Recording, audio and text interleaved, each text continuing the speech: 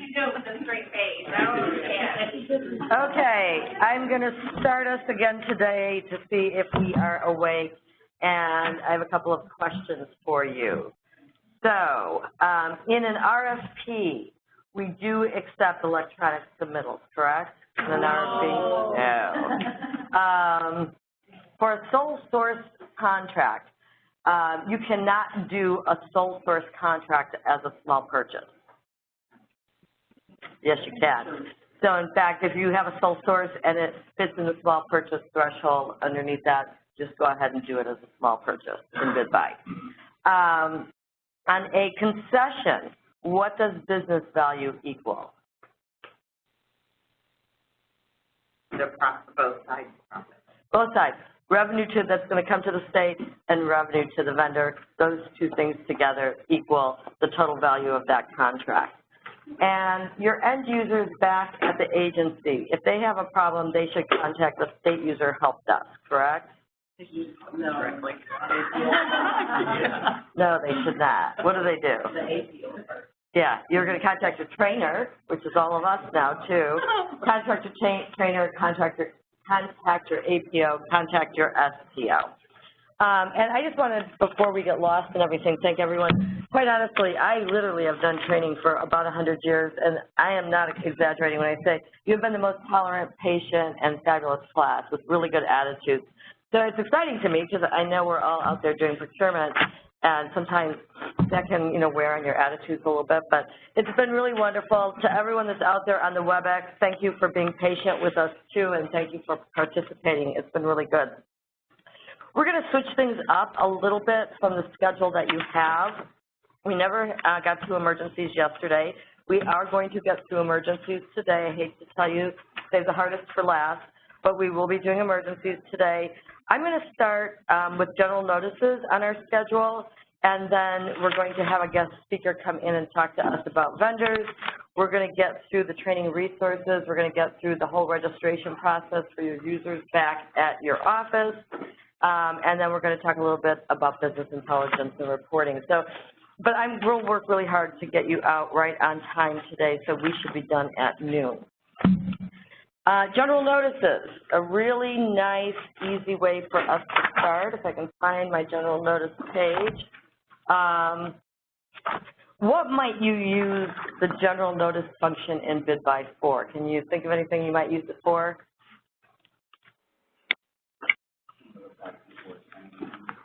What's that?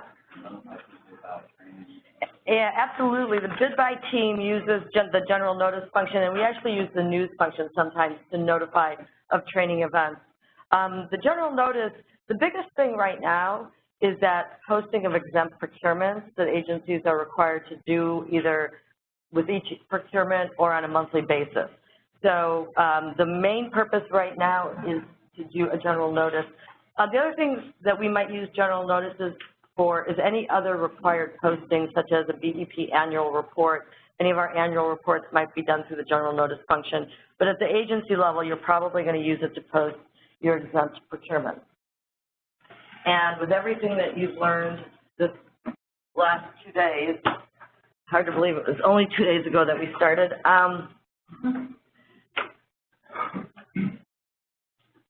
Get it up. This is going to be easy. This is going to be a cakewalk.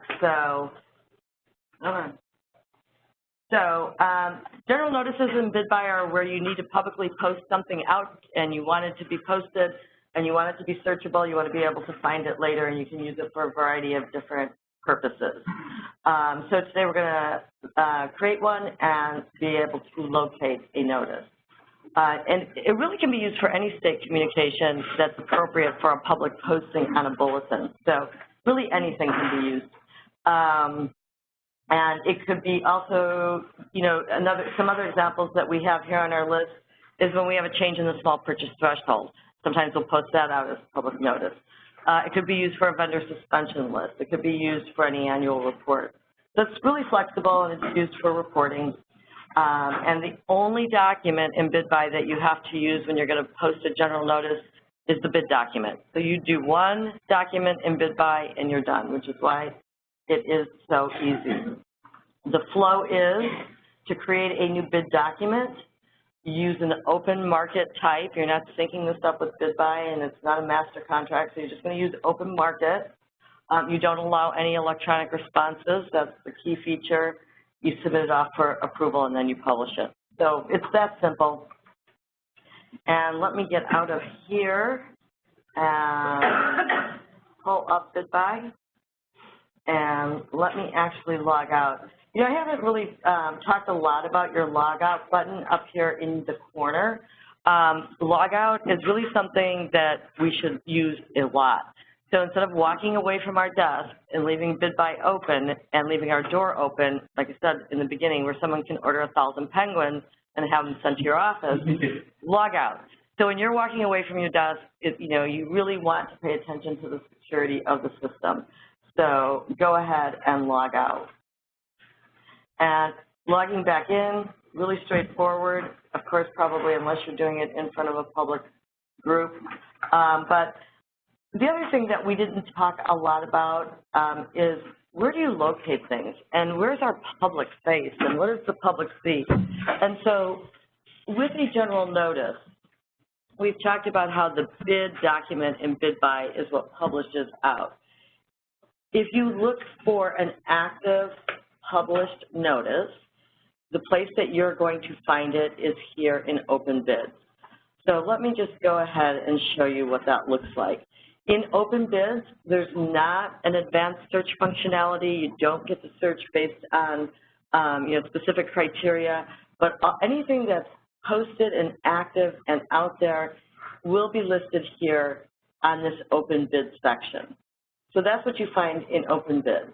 And it's not sortable by column. There's a lot of things in BidBuy that you can sort by that top row, but it's not sortable, so it is literally just published out in sequential order.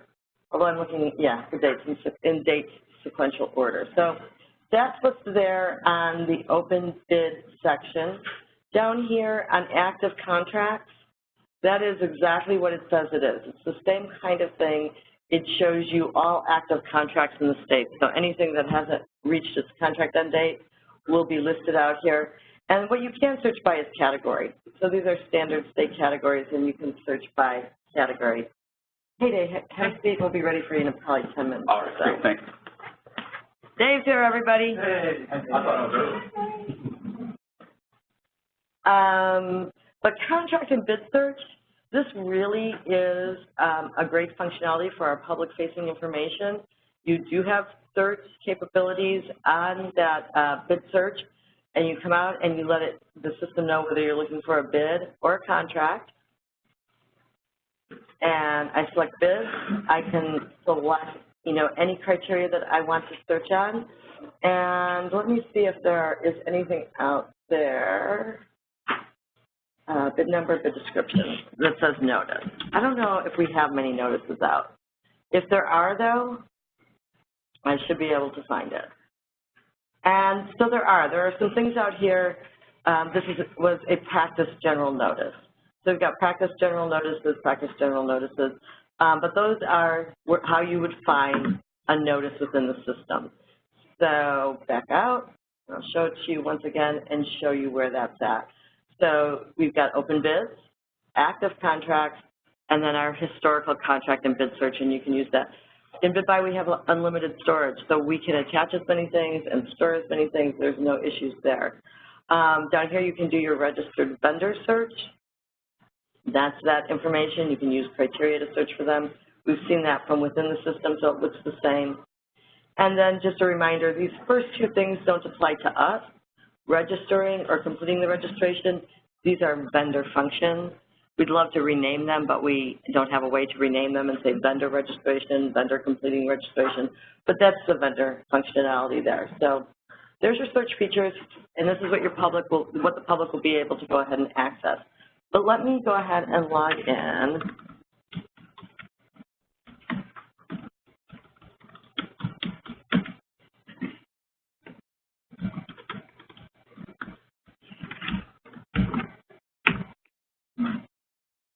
Okay, so if we are just going to do a notice, I'm going to come out here. I'm going to do a bid, and I'm going to do new. And if you're following along with me, there is a job aid for this. It's job aid 15, general notice. And I'm just going to open it up, and it's going to ask me, since I'm doing a new bid, we usually start with the rec. We usually don't go in this way. Do I want to create a bid from scratch? Do I want to clone another one? Do I want to copy contract for a renewal? But no, I'm just going to create this from scratch. I'm just doing a brand new general notice, and I'm going to click continue. Down in my description, you're going to want to do, general notice in your short description so that you can easily find it. If it's a specific kind of notice, if, for example, it was the BEP annual report, I would put that description in, and then I would probably still put my initials in so I could find it if I wanted to search for it, but that's based on what your agency prefers. So the purchaser is going to be me, and in my type code, I am going to select type code 60, which is for general notice. So now the system knows that this isn't a transaction. We're not really doing anything that we need to be concerned about in terms of syncing and interfacing and all of that. You do all the same steps that we've done time after time. How long do I want to post my notice? In most cases, 14 days is our, typically our posting period. It can be shorter, can be longer, depending on what you're doing. But do know what your expected posting period is. Going to go out, pick 14 days. Going to go out, I'm going to pick 14 days. And I'm going to come down here. I'm going to put my info contact. If there needs to be, someone to contact. Oh, I almost typed my maiden name. I think it's because of Diana. That is a long time. And then there's not going to be a pre-bid conference, and I'm going to put in, my general description. So in this case, if I was doing the FY18 annual BEP report, and any other details that I need to describe my report, SPO name, any agency reference number. If you need anything there, you're probably not going to need that. And I'm going to say, always have to answer whether this is subject to the small business set aside, which it is not, and any other reference notice or numbers that I want to add. And then the big thing here is uncheck electronic response. We're not going to receive electronic responses to this notice. So uncheck that. We don't need to do anything with open enrollment or rolling enrollment because we're really not doing anything in terms of receiving responses other than posting this out. In my items line, I'm going to add an item. It's going to be a normal item. Every single thing that you do on a bid by bid requires one normal item. So we have two options for items, right? We have normal and we have narrative. Narrative is what we use if we want to just add notes, that kind of general description. But since every single bid will require at least one normal item, we're going to create a normal item. We're going to call it the same thing, the FY18 BEP annual report. We're going to create a quantity of 1, a unit cost of 0, and then everything else remains 0 down here. And then we go in and pick up the NIGP code. The general, unless you have another, any other direction in terms of choosing a code, is to do 915, which is the NIGP code for communications and media relations, and then select O2 for the class item, and it's advertising services. So it's a little bit of a stretch, but that's what we decided would be your NIGP code when you're posting a general notice. You don't need anything else down here. You're going to save and exit. You really, you're not getting anything shipped, but you always want your addresses to be right. On your accounting tab, you're going to pick the good old not applicable.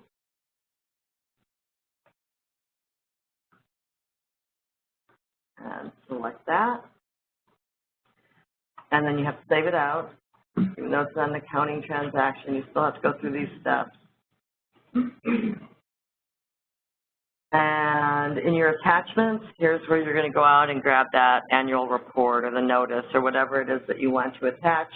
So you would do that out here in attachments. You can add any notes that you want to. And then in terms of adding your bidders, bidders tab, we generally speaking are going to add, when we're sending out these kinds of notices, we need to add all the vendors that are in the system. So the way you're going to do that is look up and add vendors, click find it with no criteria. We want to get all of them. In our train environment, it's not so bad. There's only 201 vendors listed in there right now. In our big system, do you know, Dave, how many are in BidBuy? I think we were saying thousands. Thousands. It'll be going up. More every day. More every day. Hopefully. So, absolutely. Yesterday, we heard that there are like 5 IPG registrations coming in a day, and so more every single day. So once I add all of them, and because there are so many in the main system, if I select all of them, I can come up here and say select. It will, in fact, select all of them. And I say save and exit. And it's going to bring them all over. So I come down here, I just want to verify I got all of them, right? I had 201 before, and now I'm on the bidders tab. I see I have 201. So they all came over. Just want to double check that that there's not something, especially when you're moving thousands of them, that we don't have any issues. So just double check that. And I'm going to save and continue. You hit unrestricted? And I would likely not make any choice here. You can do unrestricted also, not a bad suggestion. So I can go ahead and say that again since I made a change. Come on, and come on out through the rest of the tabs. You're not going to be using questions. You could potentially do an amendment in the future, but likely you're not going to be doing any of that. You're not going to be using the Q&A feature. I don't know, you may need a reminder. You might want a reminder to remind yourself about something in the future if you need to update your notice. But for the most part, that really is our process. So you come out here to the summary tab, you overlook, you review and look over everything, make sure that it's all accurate. You're going to submit it off for approval. It's going to be automatic approval. This is a $0 procurement, so as it stands right now, it's going to follow your $0 approval paths. If you say, oh, I also need to add in my BEP liaison, or this, I want to add someone else, you can add them as approvers, manually add them like you can on anything. But in this case, we're just going to say automatic approval, save and continue. It's going to change to ready to send status. And I'm going to have to go down and send it. Okay, so it's set. It's going to tell me all the vendors that received this particular notification. And there are, like I said, about 201 of them that are going to get an email this morning. The other thing I want to do right now real quickly is log back out, log in. I'm going to come down to that open bids feature that I showed you. And this is back from August. Oh, that's the bid opening date. So I should have, here it is. So I posted out immediately in real time. Someone else put one out there too. And I think it's someone in this room or maybe out there in general. But yeah, so here it is. So here it is, and once you go out to take a look at it, you'll see it. And Dave should probably be touching on this particular next step in his presentation this morning. But when the public goes out to view something within BidBuy, they can get added to that bid holder list. So to be added to the bid holder list and receive future notifications, this gives you a little explanation here. You can go ahead. But basically what it's telling you is if you truly want to be added to the bid holder list, you must log into BidBuy first. If you proceed from here, we're going to still let you look at it, but you're not going to be logged in and you're not going to be on the official list. So that's what that screen means to the vendors. So I'm just looking at it as a general public person, and I can come out and take a look, and if I had attachments on it, the attachments would be included on here, and that's what it's going to look like. So that is it. That is the easiest thing, I think, that we've done, and it's the easiest thing to do. Probably the most important thing to remember about general notices is that we want to use it judiciously. So, you know, if you've, changed jobs, using the bid by functionality of general notice is not probably the place to tell the world about it, right?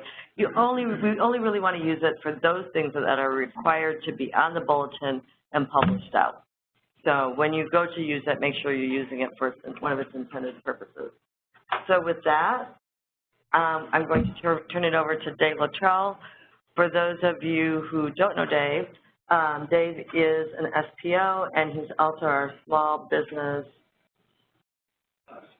specialist. He's our small business specialist.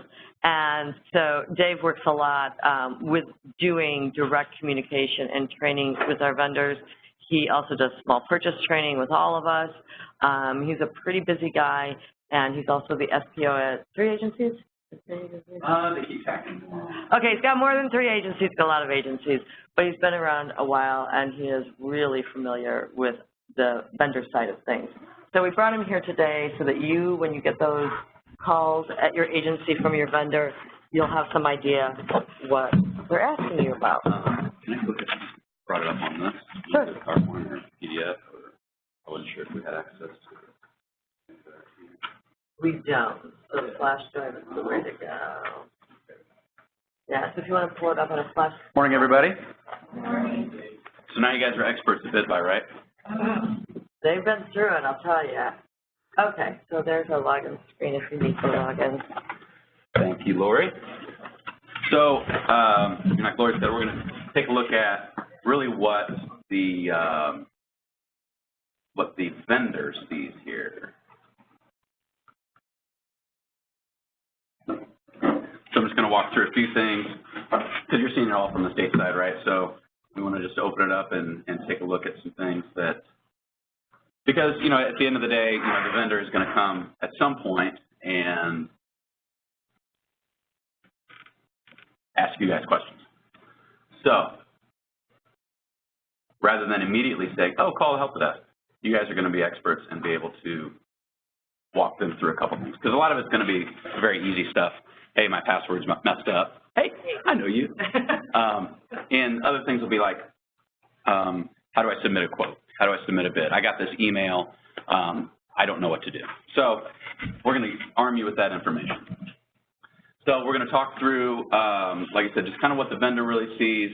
So if the agency contacts you and you have that answer to the question, it's really easy to walk them through a couple of these. Now, of course, they're going to, eventually undoubtedly give you something that you have no idea, or there's a real system error. Then go ahead and point them to the help desk, or even better yet, CC them on an email to the help desk. That way, you'll be armed with that information the next time that happens to you. So we kind of want to, we don't want to bombard. I mean, the people at the help desk get enough calls constantly all day. So if we can get, the system to, talk to the agency, that the agency doesn't know the answer, then contact the help desk. But still, you guys be in that loop. So you have that information. So the next time you get that same call, which is undoubtedly going to happen, you can just answer it right there. So we're going to talk about the 2 different roles that a vendor is. There's a seller administrator role and a seller role. So there's 2 things there, and we'll get into that, what those 2 roles are. We'll talk quickly about the vendor response to an informal bid or a formal bid. So the informal bid is going to be like if you guys do small purchases now. So those informal bids that are small purchases, it's very similar to now you send an email out, a request for a quote to all the small businesses, et cetera. They email you back. Then with the BidBuy, the new purchase process it'll all be done within the system. So we'll walk through that, and then we'll just talk about a few of the common vendor issues that we run into, like I was talking about earlier. Okay, so there's 2 types of those vendor roles in BidBuy I was talking about. So the seller administrator is really the one that a lot of times there's going to be, it will end up being the same person, but the seller administrator is going to maintain all the business information, add users to the system, and they can invite associated organizations. So there can be more than one at any time, but there must be at least one. So that the seller administrator is going to have the rights not to be adding users, et cetera. It's kind of like the business owner, or if in a bigger company, more of the administrative type side, whereas the seller role is going to be doing the day-to-day, the actual purchasing involved. So, sometimes, we'll get feedback from a vendor saying, well, I registered and I have no idea what to do because I can't even, I'm not receiving anything, and they're in their seller administrator tab, and they're not going to be doing that purchasing process there. So rather than walk you through an entire process, I did want to show you how quickly and easy it is if a vendor says, they've done business with the state before, and they're like, look, I don't want to deal with this. I don't want to have to go through, more signing up for more things. And our answer is, hey, look, it's going to take you 5 minutes. You're in the system. You don't ever have to renew. And for those vendors that have done business with state in the past, the Illinois Procurement Bulletin is set up fairly similarly. They had to go in, do a login, do a password, put in some of their information, and then they were set up for good. So it's very similar. So you can kind of use that as a kind of a barometer for them because they've probably already done that. So really, as easily as they're going to do on that main page, like Lori said, right below that login box, it says register. They're going to click register. This pop-up is going to come up, say, hey, what's your tax ID number? They put in their tax ID number, company name. There's a box here, whether it's the FEIN number or if it's a Social Security number for a sole proprietor. The country, obviously, is going to be United States or not, depending on, there's a drop box there. And then that email address. So one thing that we want to make very clear and it is very important in terms of the vendor registration is this email is the email that the notifications are going to be going to. So if they're going to see these bid notifications or these solicitation opportunities, but it's going to go to this email. So we want to make sure that it's clear to the vendor that they're not just putting in maybe one person's email that may not be able to monitor it, or because if they retire or they change positions, et cetera, they're going to need to change this email. So we want it to be more the company email that someone's going to be able to monitor, because they're going to get that notification and then have to send it to whoever it is they need to, before they are able to see those notifications or see the solicitation documents. So that's really important. So they're going to jump in there. And then it's very similar. You can see all the tabs that you're used to seeing over the last couple of days. They're going to put in some general information here, the company email, tax ID number, all that sort of stuff. And they're really just going to go down each one of these tabs and complete those tabs. So the general vendor information there for the company, they get to that administrator. So this is where they're going to be adding their login information, job title, guitar salesperson, all that sort of stuff, phone number. They'll put in their password. They'll have a security login question that they can add there. And then here's an example of that seller administrator homepage. So I'm not sure how deep I need to go here, but just mostly you guys just need to know that it's there and that the vendor can access this once they're in that seller administrator role. So up here on the right-hand side, you see these two tabs, seller administrator and seller. So right now, I'm in that seller administrator role, and what I can do is go in and maintain the organization information. I can add users to the account. I can add associated organizations. And I'll go out and show you here in just a second. I just want to give you a quick kind of broad overview, and then I'll go in and show you the site, which is different than the seller role. So the seller role, this is where you see, oh, okay, now here is POs, bids, contracts, quotes, all that sort of information. So that's where all the procurement activity is taking place. So really the big takeaway here is just that you guys understand that there are those two roles, and if someone calls you and says, hey, I have no idea how to access this, chances are they may be in a seller administrator role and they haven't given themselves the rights to be a seller, or they just haven't clicked the seller tab. Okay, so here's just an example of a bid notification and email that they will get. So you guys as users, you've put out a bid notification, you've gone to rec, you've converted it to bid, send out that bid. This is the email that they're going to receive. They're receiving, hey, your notification has been sent to you. Here's all the general information for that. We invite you to come in and take a look at that. And so, like Lori was saying earlier, when they go to BidBuy, if they don't log in, they can still see it, but they're not added to that bid holder list. So what ends up happening is if future amendments, any other notifications regarding that bid, they wouldn't receive. So that's where that blurb comes up that says, hey, if you want to be added to the bid holder list, you need to go into BidBuy, log in, and then search for that notification. So you'll have that bid number here, or that they will be receiving that email that actually has the bid number, so they can go in and search for that. Similarly, fast forward, they are awarded, it's converted to a purchase order, you guys have gone through that. Here's an example of they're going to receive that as well. So they can go in and log in, they will acknowledge that purchase order. You guys talked about acknowledging documents, right? So that's something that they're going to do, and so that's kind of time-stamped that they were acknowledged at a certain time, and this is the purchase order notification. Okay, so why don't actually, let me go through this first, if you guys are okay with that. Let me go through a couple of the vendor issues since we're kind of talking about that, and then I'll get into the system. So a couple things, if they have an issue with attaching any documents, if there's any special characters, BidBuy doesn't allow you to attach it.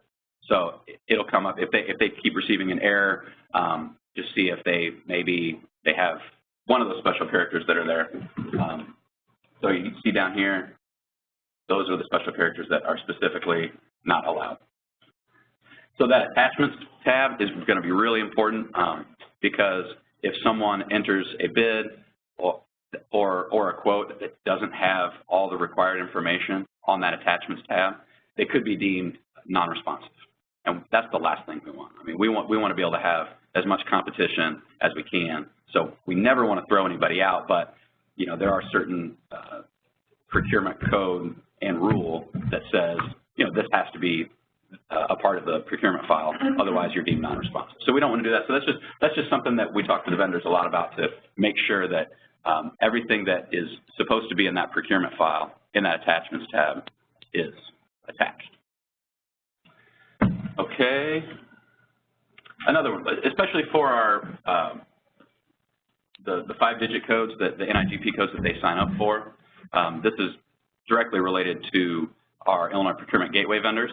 If they're registered in, and I'm not sure if we talked about this at all, the Procurement Gateway. So are you guys aware of the Illinois Procurement Gateway? We have the IPG where vendors can go in. They put in most of their information, financial disclosures, all the certifications, all of that sort of, all that procurement. It's not actually procurement activity, but it gets rid of a lot of the paperwork and bureaucratic stuff on the front end, and it's a yearly renewal. That way, if they go in and submit a bid, they can submit just Forms B that says, hey, here's my IPG number. They don't have to submit the 24 pages or whatever of all the financial disclosures and all of that stuff. That is required by law, and it has to be there, but the IPG kind of takes care of a lot of that registration process. So the Illinois Procurement Gateway has an interface with the BidBuy system. So on a nightly basis, if you register for IPG, it is interfacing with BidBuy and transferring a lot of that information over to BidBuy. However, in Illinois Procurement Gateway, you can sign up for 3-digit codes that, so, 971 is real estate. So, real estate leasing. So if in IPG, they can register for 971. However, in BidBuy, they must register for that class item as well. So it's something that we communicate with the vendors that this is an important thing, but you guys need to know as well that could be an issue if someone calls and said, hey, I didn't receive notification for this, and then they go and look up in their NIGP codes and they're registered for 6, 7, 8, but they're not registered for that class item. So it's very specific, so we want to make sure that they're not missing out on any opportunities by not registering for all of their codes. And that's something that, we the CPO's office is communicating that information to the vendors, but it's important that you guys know that too, because you may get that question. And then also, if you get a login issue, this happens more often than you would think. They copy and paste, and they copy the space after the last word, and they put it in there, and they go, well, what the, you know, I actually copied and pasted. You know, you'd be surprised how often. I'll leave it that way. And then, so then they're calling the help desk and saying, you know, and here's your login, and they say, I tried that. That is what it is. And so that's just one more little issue. Okay, so why don't I go out and just walk through very quickly that what a vendor, where they respond. Are you here? Mm-hmm. All right, so I'm going to log in to my vendor account.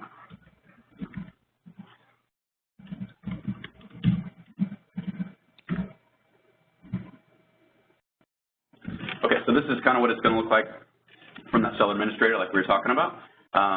As a seller administrator, that's kind of the owner doing the administrative type side of the business. We talked about maintaining the organization information.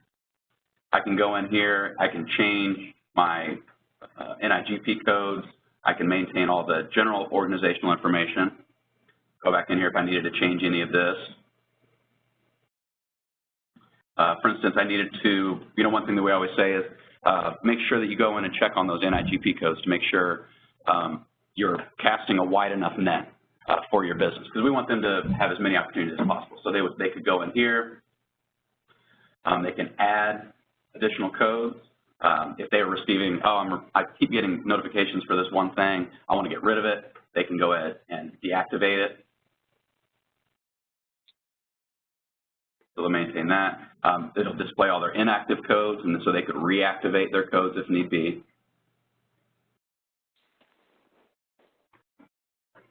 Let's see, so that is the organization information. They can maintain the users on the account. Say someone is has left their business, or so there's Lori. Say Lori's retiring, she's moving to Hawaii.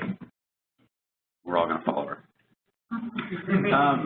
So you can go ahead and, you know, get rid of that. Oh, you're a harp enthusiast here. I love that. That's funny. You can change. You can add additional roles here. Say, you know what? I'm going to be gone for a little while. I want to go ahead and add her as a seller administrator as well, so that way she'll be notified, or she has access to be able to change all of this information. So now you can see in those roles the seller and seller administrator role. I've got a question for you. Yeah. So with seller and the seller administrator, which one receives the notices of a solicitation? So we talked to that email, the original email, right? So that is where that email is going to get. So that would be the seller administrator. So it's really important that whoever is the seller administrator has access to that email that you signed up for. If not, and maybe just for instance, in this situation, I don't really do the day-to-day procurement activity, but I don't make Lori a seller administrator. She's never going to receive that email. And I'm off on the golf course playing and having fun, and that email's sitting there in my inbox. So that's an important thing. If you get a vendor that's, and this has actually come up, hey, we're registered, but I'm not receiving any notifications. This is what happened. They just weren't set up as a seller administrator in order to receive that notification. Any questions on that? About those roles? Okay. Add users, that's, you know, very similar to that other page, but if I'm going to add a new one, I can go through here. They would work with their person at a password, login question, login ID, et cetera. And then the seller administrator would give them those different roles. When they sign up, do they automatically have to have a seller administrator? Or Yes. Okay. So you must have at least one seller administrator at all times, because that's where that communication is going to. Gotcha. If you can have multiple, so like in our instance here, we have 2 seller administrators. You can have more and you can change it. You always must at least have one. Good question, Mr. Andrew. All right, so that's the seller administrator. So that all that activity is really just, like I said, you're dealing with giving rights and adding users to the account. The seller, however, that's where all that procurement activity is going to take place. So let's just go back. I received a bid notification that there is a request for a quote. It's there for me. So I can go in here, I can look at the bids. I'm going to go in and look at a bid and just kind of show you what they do and how quickly it is for them, what they see in order to put in that bid. For instance, here, let's see, what do we have here? So here, open bids, I see our, we went to that open bids tab. You'll see all of that information here. So the vendor can go to bids. They don't necessarily have to go to that open bids section of the homepage. They can always go to bids and see everything that's out there. Let's see, I got this. So this shows how they acknowledge and download the bid. So first thing they'll get is, I'm acknowledging this. Yes, I do want to continue. Now I'm on the bid holder list for this solicitation. So this is an IFB. So what they're going to do is they're going to go in and say, okay, I want to take a look at this. Well, that's just an amendment, so acknowledge that. Maybe that's not the best example. Go. I want to find one where I can actually put in a quote here. So there's a couple different options here, right? So let's cancel. Here, we'll do here. Oh, hey, there's me. We'll use that. The fire extinguisher and maintenance. So there's two different ways they can do it. First thing, they can go and look at it and decide if they want to put in a quote, or they can go straight to create new, or I can see where I've put in multiple quotes here for some training. So let's say I'm going to go and look at this. First thing I'm going to do as a vendor is, hey, do I even want to bid on this?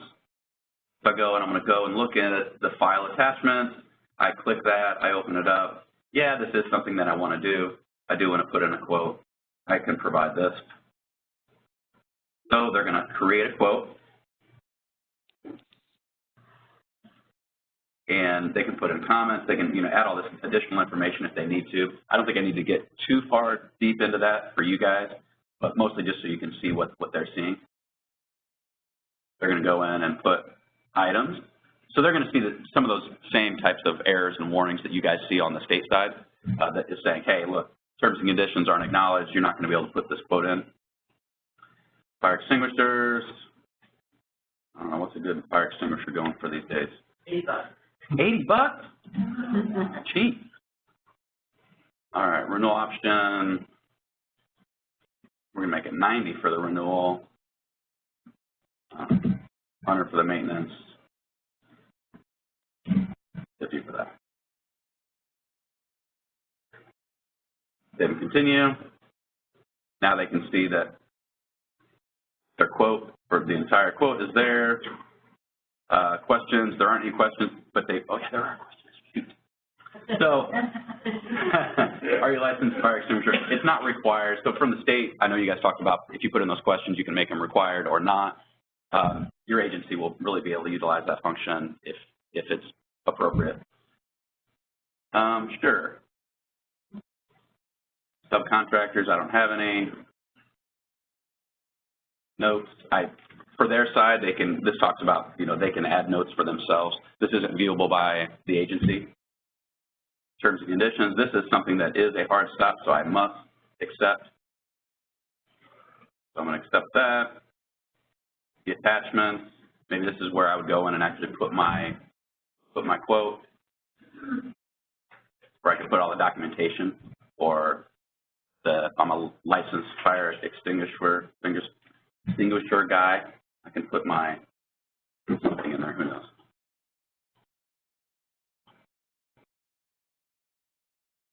So I put in my attachments, and then I'm going to submit my quote. So this has all their information. It has the quote that I put in there, or has the quote, but it has any of the other additional information that I attached. Has all of the by line item on my quote, and then I'm going to submit quote. Are you sure? Yes. There we go. So now you see in that status, it's been submitted. So that's how easy it is, and that's the best part of this whole system, certainly from a vendor side, is that, you know, before that would have been, okay, I downloaded it from the IPB, I printed it out, I filled out all this information, I mailed it back in, et cetera. This was, you know, it took 5 minutes to submit a quote. So that's pretty cool if you're a nerd like me. So they would be able to put in additional quotes if they needed, but they can see that they put in their quote there. So now, yeah. When they submit their quote, did they get an email sent to them saying that it was sent successfully, or is it just in that status? Okay. They don't receive a notification that it was submitted, do they? I don't believe they do. Yeah. But if they go back to their bids on their homepage, they can see, where was that one?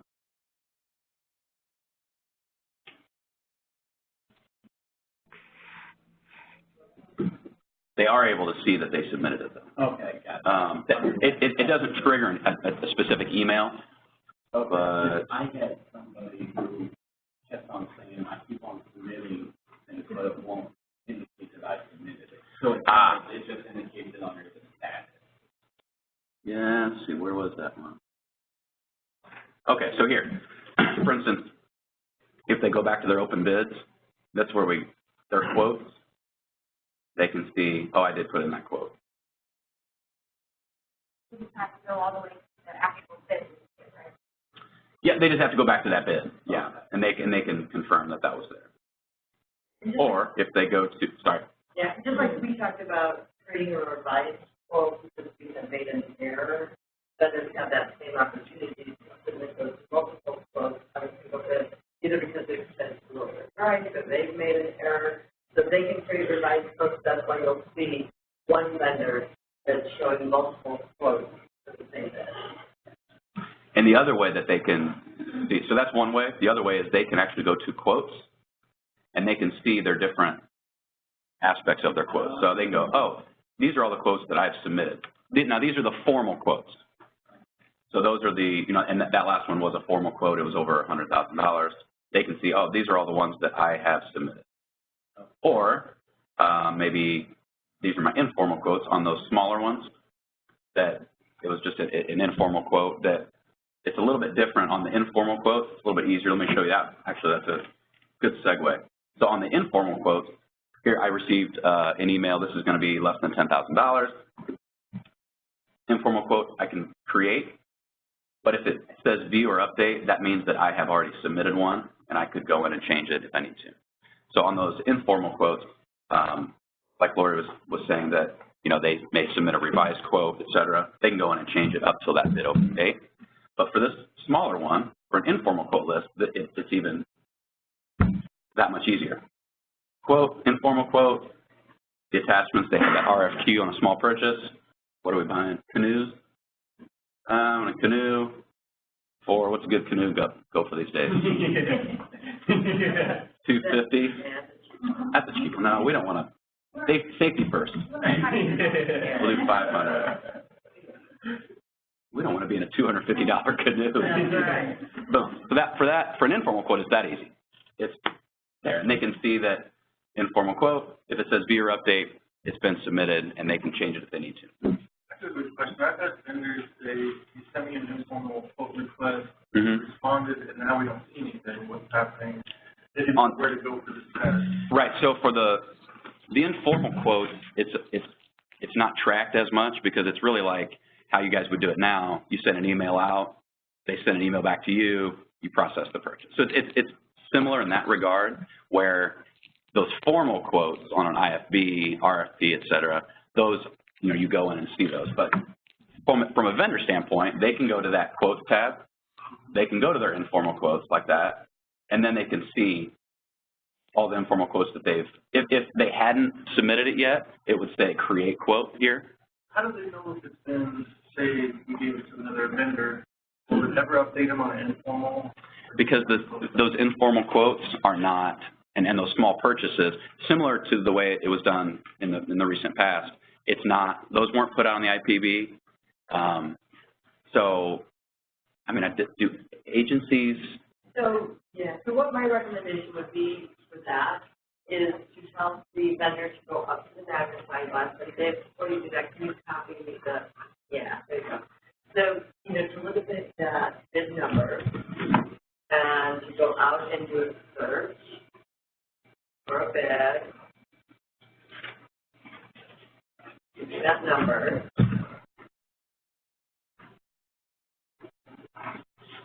oh, you know what that was? Is that all right? It was a wreck. Okay, so look at this, you know, search on the rec. It was informal. Yeah, but it doesn't allow you to search for, Can we go to the rec? that's weird. That's weird. Normally it does. You know where you go? Okay, so let's go back out to the home page for the seller. And let's go to quote. Actually, go to the tab that says quote. And you'll see there are informal working submitted. So remember we talked about how we have tabs and underneath we have sub-tabs. And within the vendor role, working within those sub-tabs will give them the ability to sort and locate. So you'll see under quotes is instead of looking under bids, you're going to see your formal bid. They can look under quotes and they can see, okay, here's my formal quotes, these are some I'm working on, this is what I submitted, these are revisions, these are withdrawals. But even under informal, they should be able to, and so let's look on the one that they submitted, the report. Okay. Yeah, I want to look on it. Oh, these are all in the future. So the bid number is right there. And that's how it's, you know, center column. Let's click on one of those bids.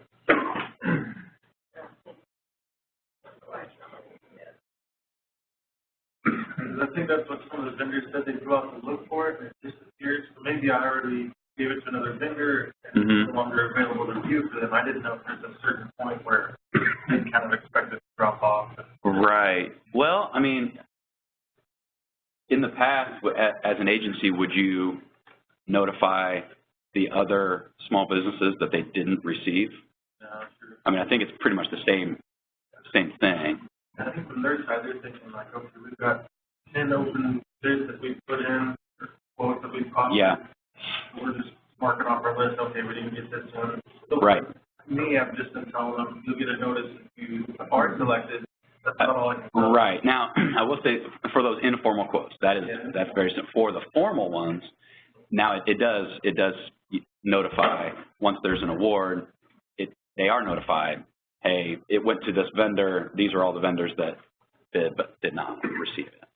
But for these informal quotes, there isn't, at least it's not auto-generated. Yeah, the other place, can you go to the quote and pull over one of the quote numbers in that first column?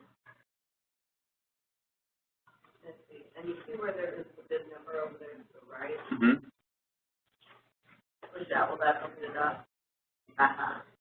So if you go up to that bid solicitation to the right, what is that? And the show status is under, you use your slider bar on the bottom. Oh, it's still open though. Okay, so that's bid open day. Yeah, try to, come on.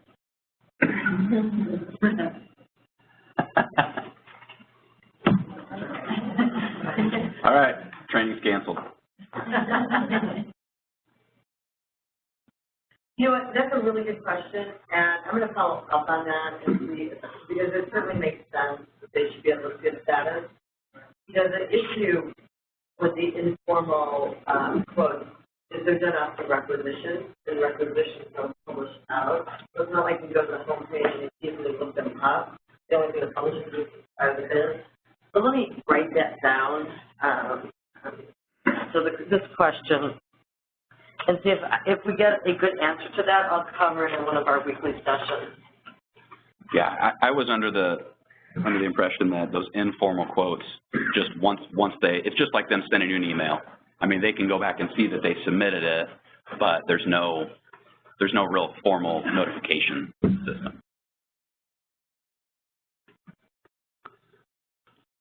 Okay, so any other questions about like what a vendor sees or any other issues that you guys might see coming up for vendors? Because that's a really good question in real life too. What's happening there? I have a question for everyone in the room. So when you're doing openings now, for those of you who are using BidBuy, how are you doing with your openings? And you have some of your, especially your formal responses in BidBuy, and a few that you received in paper. Anybody doing an opening in BidBuy and in paper? We get more paper than we do electronic. I was somewhere we had one Friday where the AT&T actually told me they were afraid to put theirs on there. They still weren't comfortable with submitting. Yeah. Yeah, we've heard that too. Or we'll get both. Sometimes we see some agencies that they submit it, but then also mail it in. You know, I think that's just kind of the nature of the beast with a new system. They want to make sure that everybody's kind of dipping their toe in the water first, and then, which, you know, I understand, but it's really nice to be able to just click, click, click. It's a lot for us because then we have to enter them all. Right. That's why we want the vendors to be using this. Like you did that. It's like, that takes a while. Yep. And then, so you guys are scanning all that information in, yeah. So when you do the actual opening, you do it in a conference room and you've got your staff, and then you have a laptop in there with you, and you log into BidBuy, and after the opening date, you look and you get a bid to give you prices.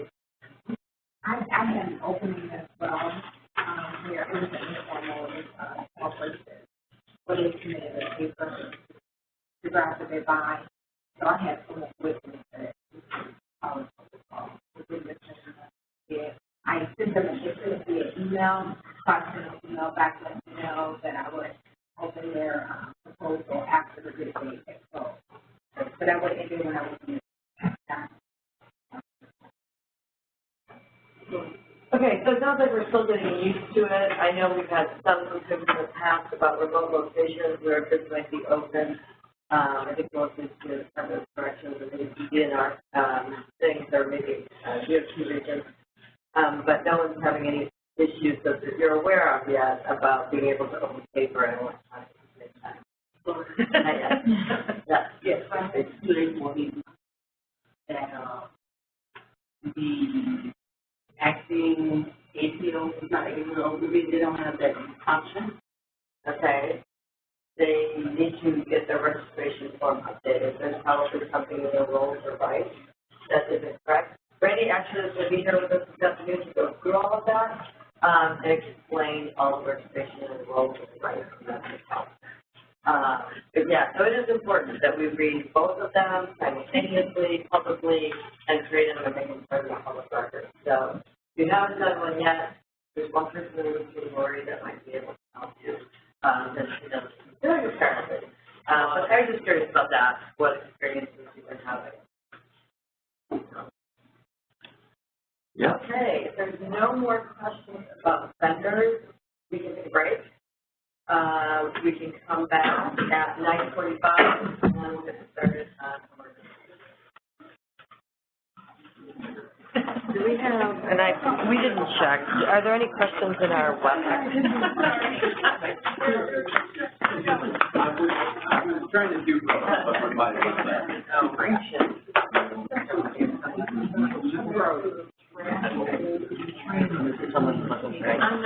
I've got some that. Good, funny, that works. We had our I don't think it's very people in there, and they see it, you know. They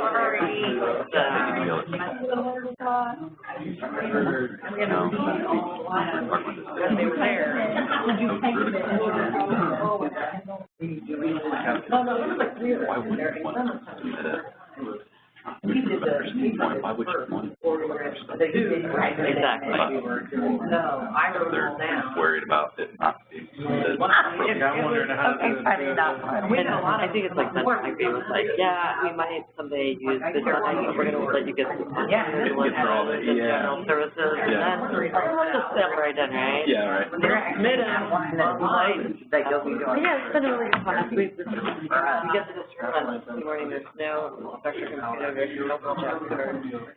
We had yeah, so that's why like a sweet. Where you at? Where you at? You're right behind me. Yeah, you're right behind me, because we're at, I'm right across from Willard High. You're not putting it good, but people are like, yeah, now I can do it. It's like out, yeah. Yeah, Swirling, getting locked out, and that's, but this has been a great class, actually. It's done really well. If we can get through emergencies next, it will be amazing to me. I mean, just think about what you guys have covered in 3 days. What'd we do? How'd we, when Daisha was there, I mean, that was what, a week ago or something? It was crazy, and she stood up and talked, and she had someone behind her, touching. Yes, yeah, because That would be actually be easier. One of the things I've realized is talking, typing, and thinking at the same time.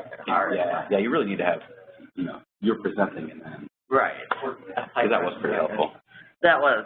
But yeah, no, we've gotten through a lot. Like I said, it's all worked out. No. Nice. Good, awesome. All right, so. Stay if you want, or you're welcome to go back to work if you want. Did she, so she's, Amy's not gonna do, just on any of that stuff, we can know that, remember that? Yeah. I just want to double check that I didn't need, I do have some stuff I wrote in, so, I'm do another small purchase webinar specifically for that. One, so I kind of give you all her. And then we did a discussion just today. Okay. We're gonna do a deep dive into these things. So we're not doing that. No, so we're good. So we're gonna do emergencies, and then we're gonna talk about registration and for us. Awesome. We got a lot done. 2.5 days, 3 days. That's awesome. It's been really good. So, thank you.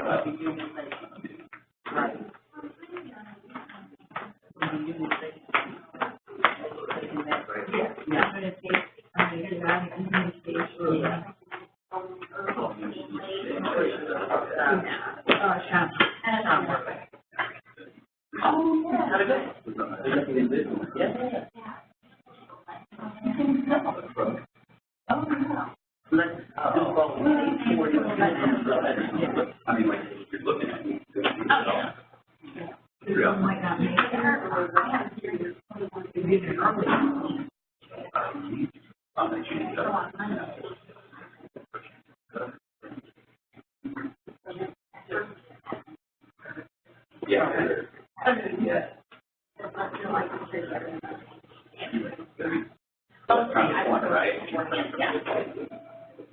Yes.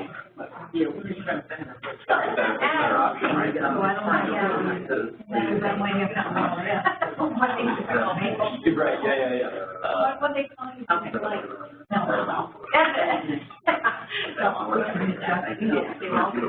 Yeah. And I know the answer like made it's like kind of like that. I'm like not, yeah, I'm right by it. And so that's one of the deals.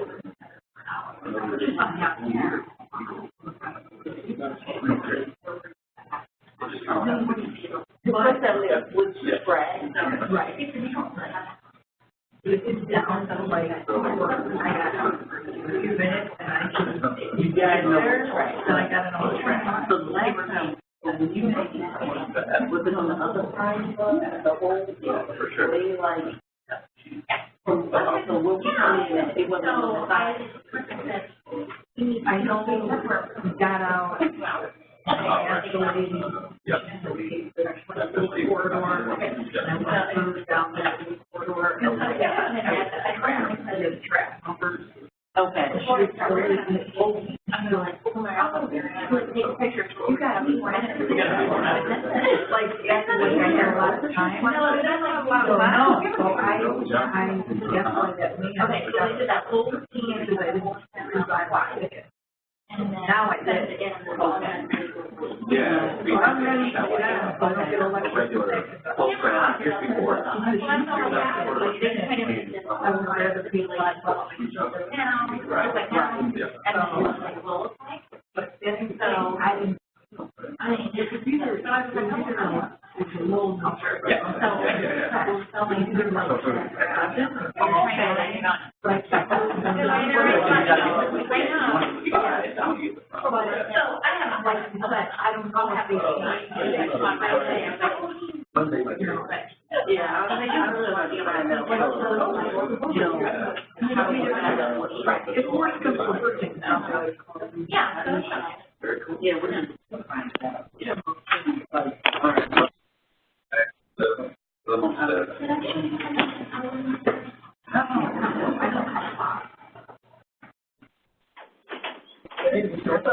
Yeah.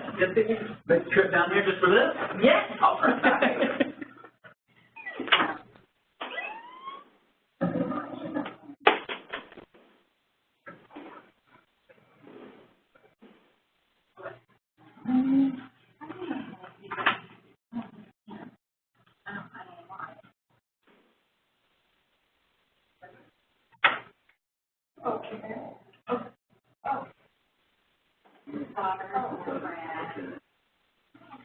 Yeah.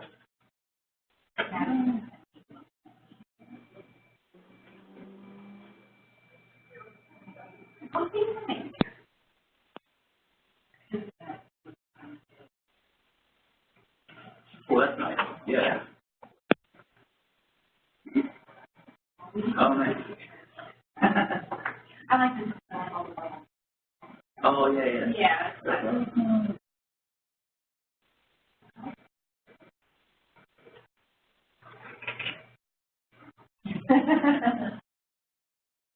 Where was this? At this. Oh, like,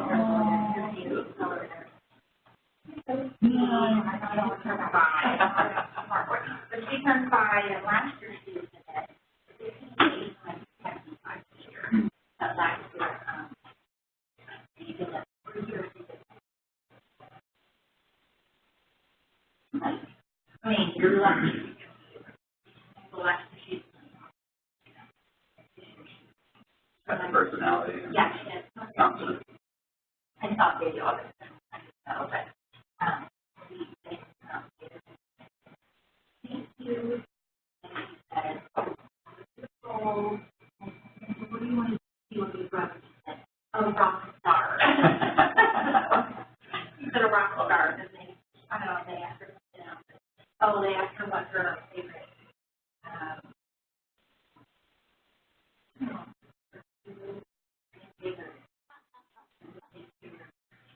she said, "You little Miss the bear."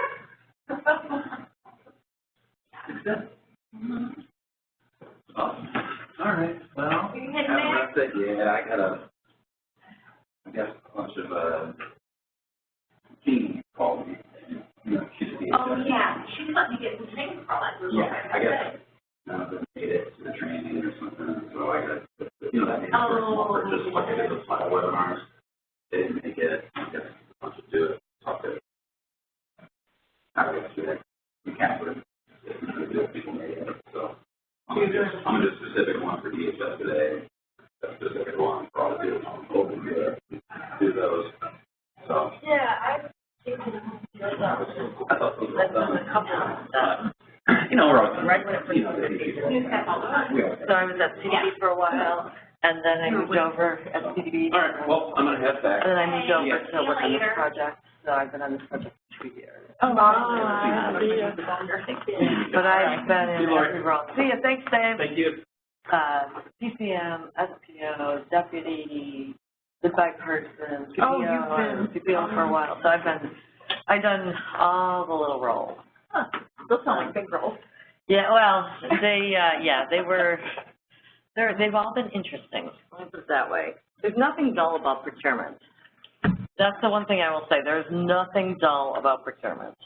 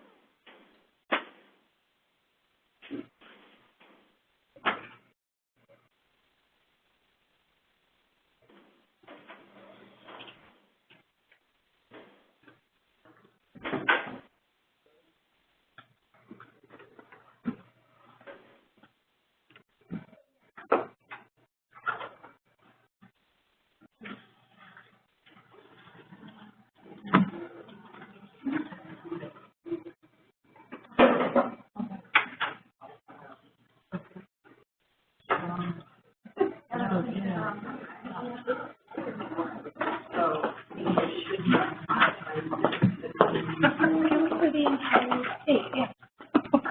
I know what you'll be doing. Yeah.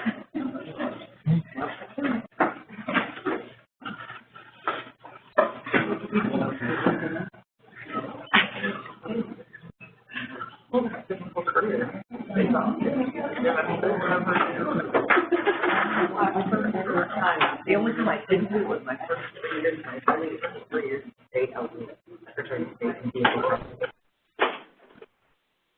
That's the only time I didn't do it. At least it's never worked. You really don't mind off of it.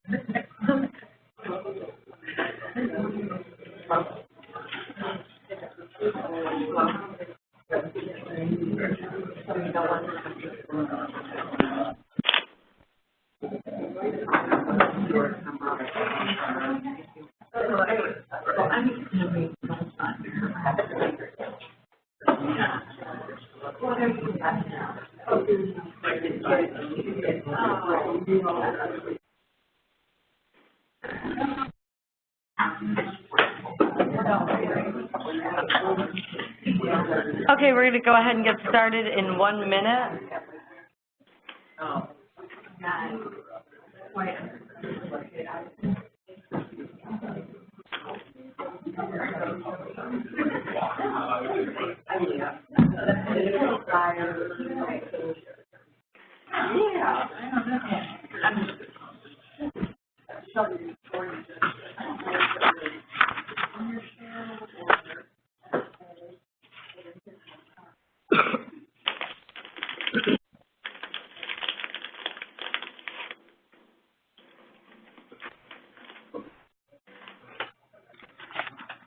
For those of you who are out there on WebEx, I've tried to mute everyone's phone, but I'm still hearing for whatever reason, there's someone who's not on mute.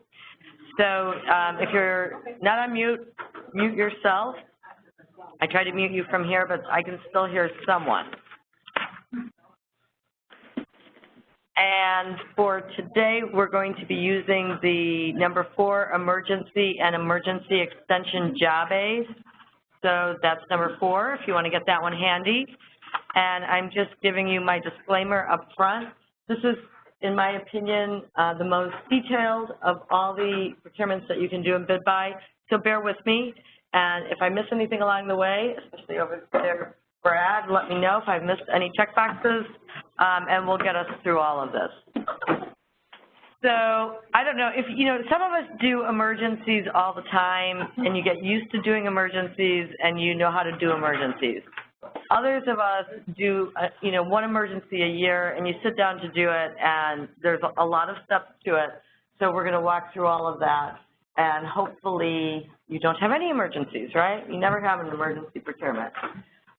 So what we're going to go through is how to create the requisition for an emergency procurement, how to create the bid, to post the emergency and notify the PPB, how to award the emergency and send the purchase order. And then, if you need to extend your emergency, we're going to go back. Remember, like we did with renewals, and we had to create a new requisition and sort of start over again? Same thing applies here in an emergency. So we'll go and create a new requisition to extend the emergency. We're going to post out a notice of the emergency extension hearing. We'll be notifying the PPB of that. Then we need to come back, and we're going to post the disposition of the extension hearing. We'll create a bid to update that emergency, and then we'll ultimately create a change order to update the final cost. So if you think about the way we did renewals, you're going to do emergencies in much the same way. So here's kind of just our flow chart. This information, I'm not going to go through all of this again, but this is out there and available to you if you want to take a look at that. So create a rec, do a bid, publish your bid, open your bid and award, process your purchase order, create your change order to attach your executed contract, do your extension and extension hearing notice via bid, do a new rec, process the bid, and then publish that to the public and create a change order. So those are all of the steps. And so you can see it's a little more involved. So I'm going to go out here and find BidBuy, and I'm going to log in. And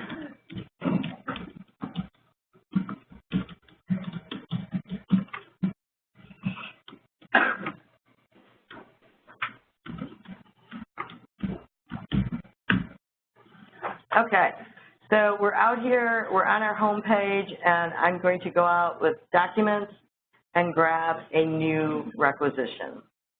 And I'm working off of the job aid, and even when you look at this job aid, you see there's lots of boxes on the top that you don't normally see. But on my general tab, I'm going to start out with emergency, so I can find it quickly. And in this case, why don't we do fire extinguishers? And, oh, the thing I have forgotten to put in this morning is my agency. And we need some fire extinguishers, and I'm going to put my initials on the end. I'm going to come over here. I'm going to select my department. I'm going to do all my normal things. And I am going to do my requisition type. In the case of an emergency, we're using open market as our requisition type. Agency reference number, if you have one, and special procurement type. Emergency is a special procurement type on your requisition, so I'm going to go here and select that as a special procurement type. There's no original contract. If you have an old original contract or PO number, you can put that in there.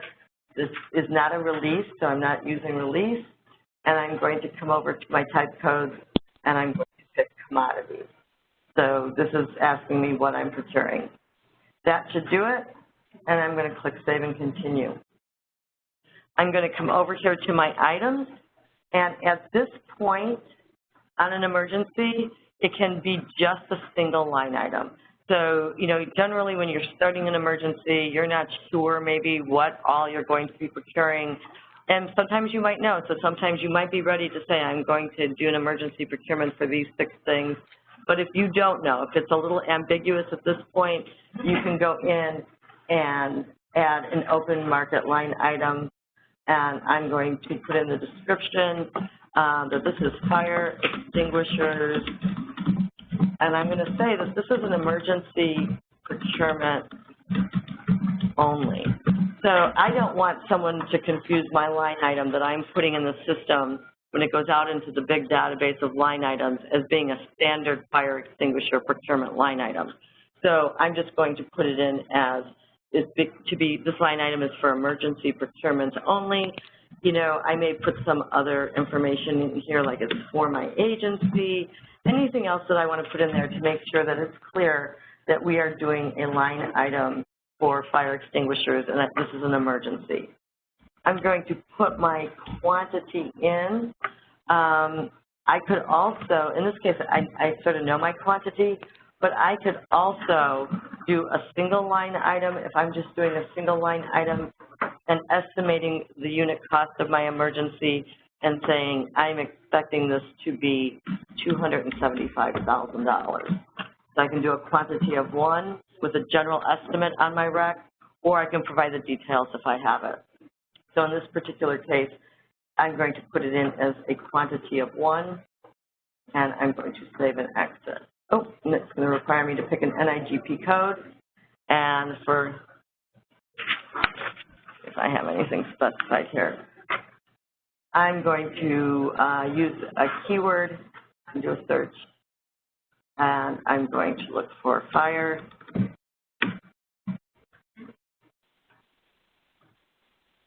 And here's my fire extinguisher number. I think it's 936. Is it 936, 944? 340.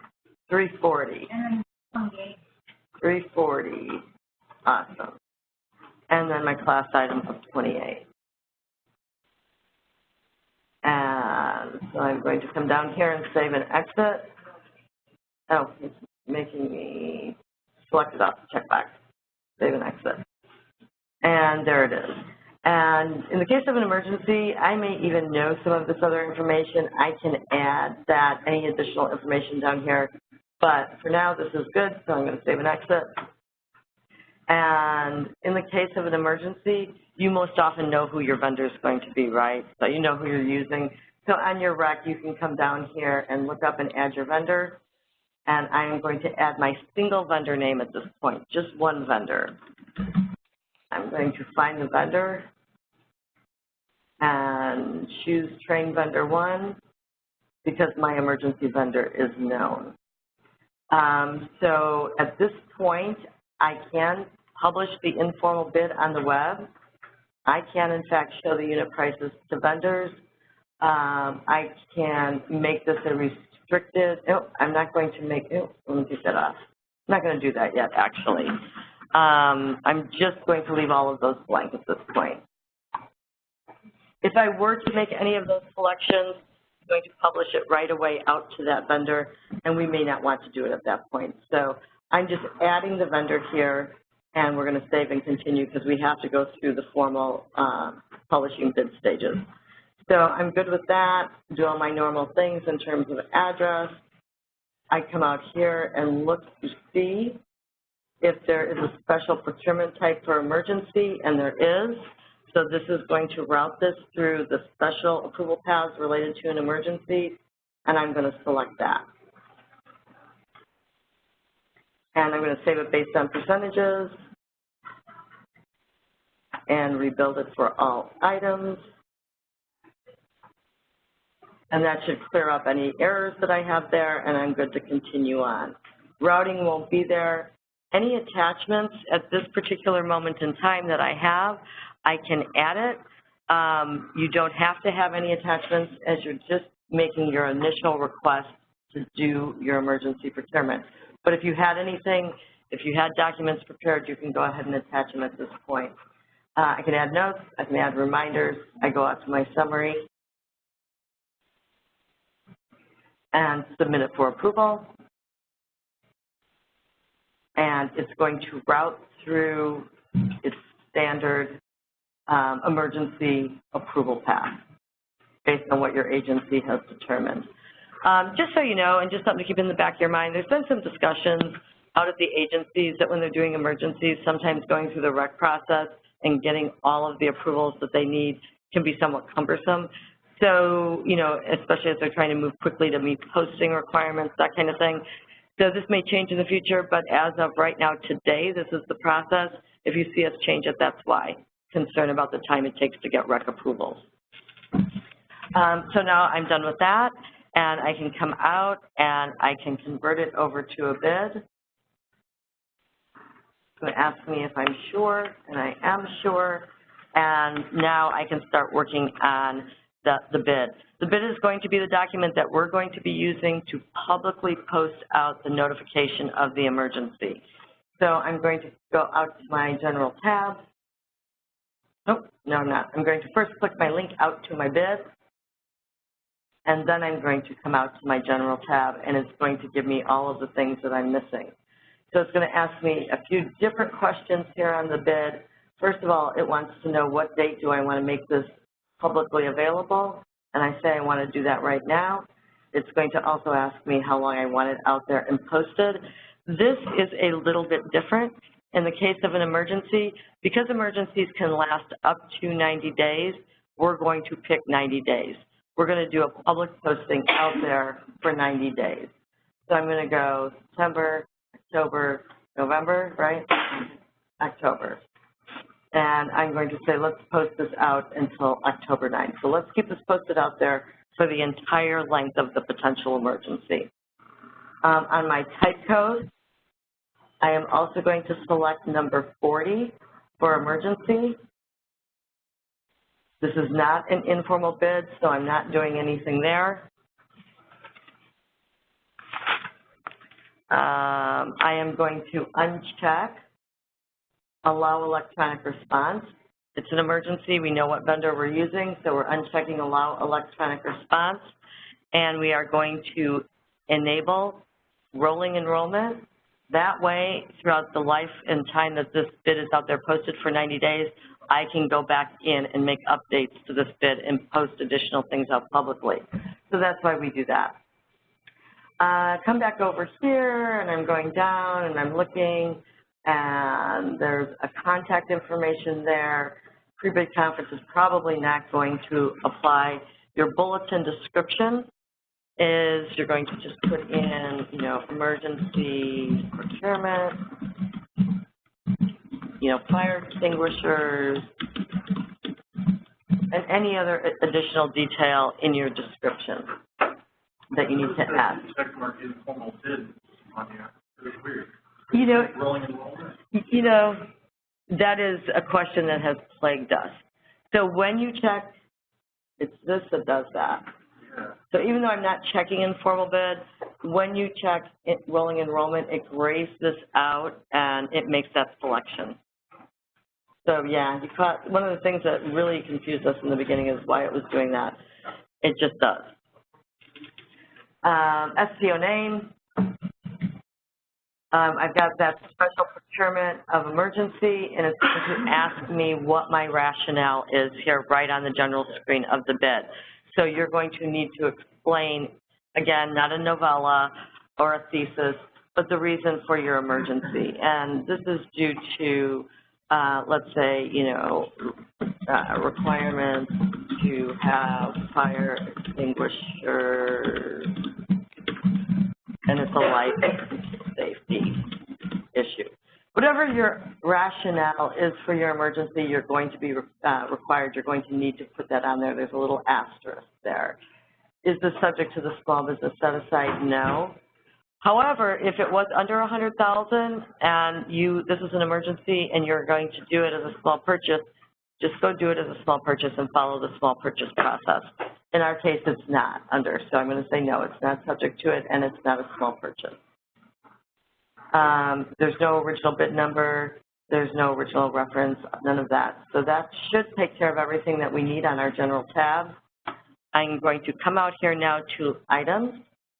If I have additional detail and I know a little bit more about my emergency now and I want to change this, I haven't done anything with this bid, so I can go out and I can make that change. I would just click the little hyperlink, and let's say now I know, and so just knowing that it was one, I know I need 10,000 of these, and I'm expecting them to cost $275 each. So I can make any changes here that I need to make. If after starting and doing my rec, I found out, oh my gosh, in addition to the fire extinguishers, we also need something else, I can add additional line items here. So I can make any changes I want here, save and exit, and I'm done. So you go through your standard checks of address, accounting. Accounting goes from the rec to the bid, so it stays there. Attachments. Look at your Appendix B, and at a minimum, you are going to be attaching here your emergency purchase statement. So have all of you seen there's I don't know how recently it was updated, within probably the last year or so, there's an emergency purchase statement. You would be attaching the emergency purchase completed statement here. So I'm going to add a file. That is a document. It's on the CPOGS website, and we're going to go through some of that, but let's just pretend that this is my emergency purchase statement. Attach it, completed, and save and exit. Okay. Now we're going to go down to the bidders, and we're going to make a change here. So what we're going to do on the bidders tab is we're actually going to add all the bidders, all the vendors that are in the system for this NIGP code. So originally we had our first one, the one that we know we're going to be using, but because we're publishing this out and we want to notify all the vendors in that code, you go out and you look up and you use this button and you say find the vendors for all commodity codes on the bid. In the real world, there'll be 25, 50, or 100 of them. In our case, I had 2. And I'm going to add them because I want all of them to receive a notification that we're doing this emergency. I have to select them first.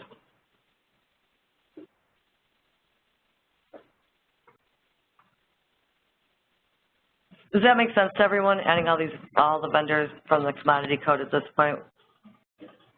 Does? Okay. Okay, so then I'm going to save them. I'm also going to hide the bid holders list. And I could make this, I could pick one of these boxes, either restricted or unrestricted, but we are not allowing electronic responses anyway. But I will do unrestricted, yes, I've got a hand in the back. Anyone have?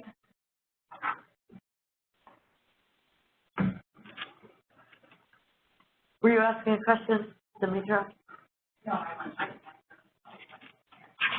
Okay, so I'm going to go ahead and add all of them, and I'm going to make it unrestricted so everyone can see it when it's posted out there, and I'm going to save and continue. We're not going to be using questions because this is an emergency. At this time, we have no amendments. We're not going to do Q&A, but in terms of reminders, I could set a reminder if I wanted to. I have nothing that I'm required to set at this time, and I'm going to come out to my summary tab. I don't have any errors at the top. I've updated all of this. I've got my rationale. I've clarified really what we're buying, and now I'm going to submit it for approval. And when you submit it, you'll want to double check and see if there's anyone else that's on that approval list, and if you wanted to add anyone else. But I'm going to go ahead and do automatic. We're in ready to send status, and I can come down here and send this bid. All the vendors I picked are going to get a notification that we're doing this emergency, and it's going to be publicly posted out on that homepage of BidBuy. I have a question, just kind of backtracking a little bit to the accounting. Would there ever be an instance where you would choose, say, based on dollars instead of percentages? Yeah, so that accounting information, when you add your line item and you come up with your total dollars of $275,000, in our example, if, for example, the main difference in terms of how that works is it gives you the ability to allocate, and if we were being more robust in the way we were using the accounting function in there, I could allocate a portion of the dollars to a specific account code. So we're really not using the full functionality of the way that tab was intended to work, but that's the reason that's there. You can save it based on dollars, or you can come out and say, if I had a grant, let's say, not a grant, it might not be it, but 2 different funds that I wanted to use for this emergency, and I was using all this functionality, I might say 30% of this is going to go, and I'm going to save it based on percentages, to this account code, 70% is going to go to this account code. So that's what those 2 are. Make sense? But we're really, for our purposes, and I don't know if there's anyone in here that's ever done anything other than save based on percentages and rebuild for all items and just apply it all. But it could be used in another way, so it could. Okay, so I've sent the bid, and now I need to, let's see what I need to do. Open the bid and create a quote. Because I've got my approval to do it, I've already got my pricing from my vendor, I've got rolling enrollment, we're already doing this emergency procurement, and I'm going to go ahead and I should be able to open that bid because I have rolling enrollment, and I do, and I'm going to come down and I'm going to go to the bid tab and I'm going to create a new quote. So I'm going to pick my vendor that we're using, and I have to put in a date. I'm going to put in a date that says when I receive that quote information.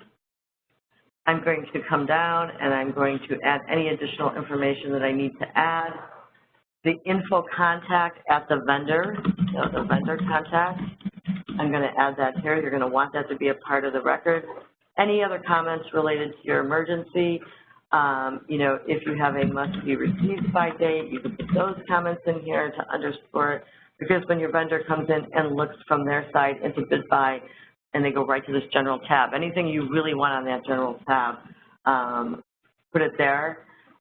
You're going to have disclosures on this particular one, so you're going to answer that question. Do you have their Forms B and all their updated information? And you're going to put that response in there. So you'll save and continue. You'll come down here on the Items tab, and now it's a 10,000 quantity. You can add the specific information you have about your procurement. That was not right. $275. And you can indicate that that is their price. If there's any alternate description that you needed to add, specific details, you could add that here, but go ahead and click Save and Continue. So you're doing this for the vendor at this particular point. You're not going to have any questions. If there were subcontractors, this area would be open. We'll be doing training on subcontractors in the near future. The terms and conditions, and you're going to say yes. In fact, my vendor did agree to all my terms and conditions, and my emergency purchase statement is going to be right there. Click Save. Come out and look at attachments. And at this point, what you're going to be uploading in terms of attachments is all your documentation that you received from your vendor. So all of the emails, communications, price sheets, all of that stuff, all that information, disclosure forms, any other documents, you're going to attach it to the quote. We don't use evaluations or preferences. We really don't have a reminder related to this quote, so we have nothing that we need to do there. So we're going to come out to the Summary tab, and we're going to submit the quote. Since that's a big deal in bid buy, I'm going to hit Save and Continue, and it's going to ask me if I really did mean to do that. And now my quote is submitted, and I can go back to the bid. From the bid, I'm now ready to award. So I come out to my bid tabulation button. I come to Items.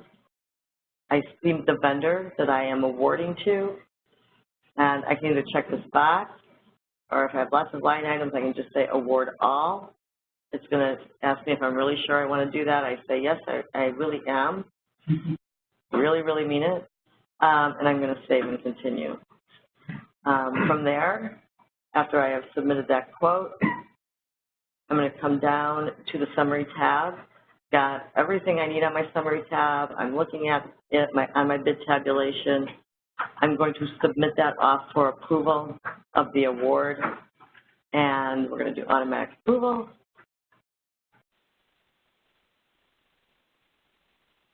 And we now have an approved award. So the next step that I have to do here is to conduct approvals. I'm not seeing here on this list, and I feel like I should have seen already, and maybe something that's missing, is at the time of award, maybe it's on my next page. Maybe I just haven't seen it yet. I'm going to now do two different things. I'm going to publish the notice of award, and I'm going to notify the PPB. So in the case of an emergency, we don't have to wait for a waiver from the PPB to do that, but we do notify them. So I'm going to publish a notice of award here, and I am going to notify the PPB. So the way I do that is I come back to the bid, and the first thing I'm going to do is create an amendment. I come down here to create bid amendment, and the amendment that I'm creating is to attach my notice of award. The reason that, you may wonder, we just finished doing the bid, why didn't you just attach the notice of award and it would have been there? By coming out and attaching it and doing it as an amendment, it posts out as a separate posting out to the bulletin, so that's the reason why we do it in a second step. Lots of discussions about whether that's needed or not, but at this time, that's what we do. We publish that notice of award separately. So in the case of the notice of award, it's going to be in bid buy as a form. I'm going to come down and grab it. I'm going to say that I want to edit and attach the form. It may give me an error, or it may let me do it immediately. And in this case, it popped it right up. And so I'm going to put in notice of award, emergency, procurement, fire extinguishers, and then all the other detail that you're going to want in the description of this particular emergency. I'm going to put in what my bid number was. I'm going to put in the name of my agency. I'm going to put in the vendor. And again, I can just say, you know, it was going to be 10,000 fire extinguishers. My award amount, I think I had it at 275, and then it turned into 2.75 million. Whatever my real award amount is, I'm going to put in there. The length of the term on an emergency is going to be 90 days at this point. There's no renewals allowed on an emergency. We're not emergency procuring a farm lease or a concession. If there's any BEP participation, we're going to include all of that. There was one responding bidder, that's all we worked with. There were none that were unsuccessful. One received an award, and there was no one to list here about who did not receive it. You put in the agency contact info, and I'm going to have to do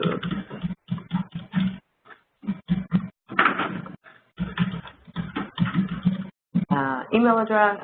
We don't have to put in a fax number, because why would we? And a zip code is going to look for. And you're going to save and attach that. The SPO is going to also then come along and make their determination. In this particular case,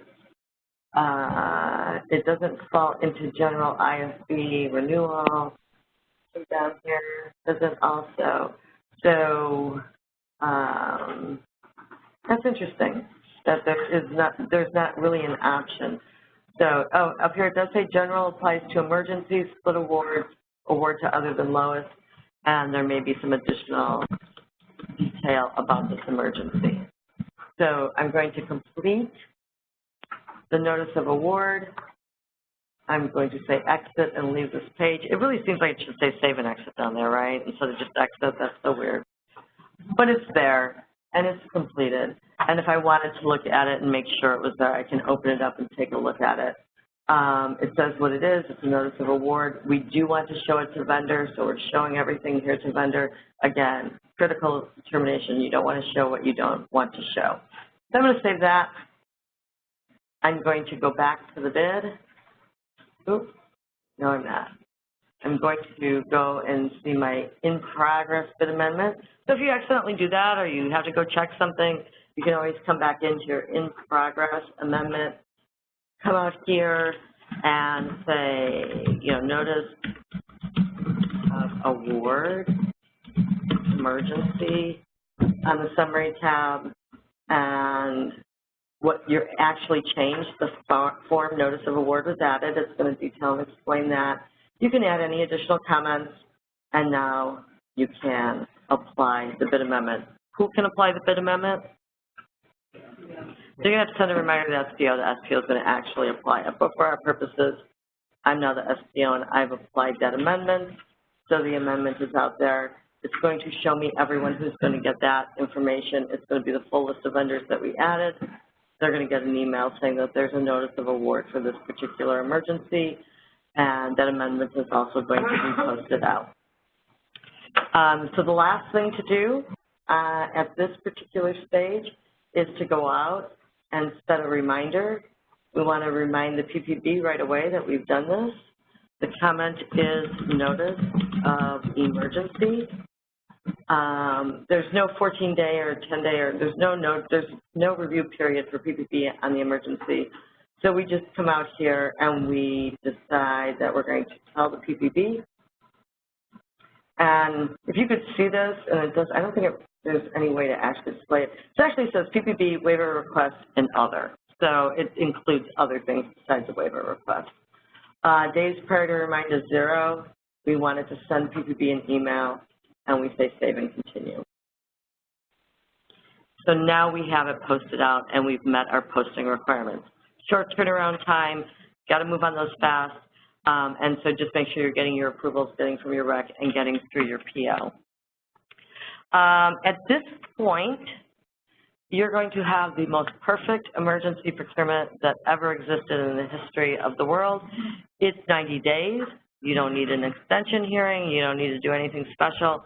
If that were the case, as you're looking on your job aids, go to page 11, at least in the one that I have printed here, where it says create a change order to the original, nope, not 11, hold on. Page 12, where it says publish final costs. So if at this particular point in time you had that perfect emergency, it was over in 90 days, you didn't need to do anything, the one last thing that you may have to do is come out and publish your final costs on your emergency. So in order to do that, these are the steps. You're going to clone your original bid, and it's going to walk you through. It's not as tough as it may look, but these are the steps. But that's what happens in perfect emergency. If you, however, now have gone beyond your 90 days and you need to do your emergency extension, let's pretend you don't have the perfect emergency, now I'm going to take you through the process of doing an emergency extension. So remember our number here. Oh, wait a second, hold on. Conduct approval. Oh, one last thing, I jumped ahead. So I'm out here on my summary tab. The last thing that I didn't do is go out. Did I go out?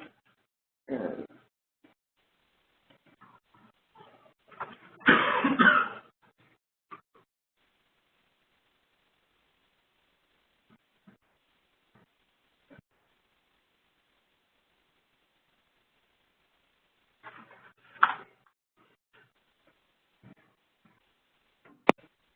the last step. So I jumped ahead talking about posting and having the perfect emergency. You do have to convert this over to a purchase order after you've awarded this and notified the PPB, and it's all the standard process. So you convert it over, you decide which of these items you wish to do, hit continue, process this out as a purchase order, do all your basic purchase order information updates, go out to your general tab, start filling in your type code. In this particular case, emergency is going to be your type code.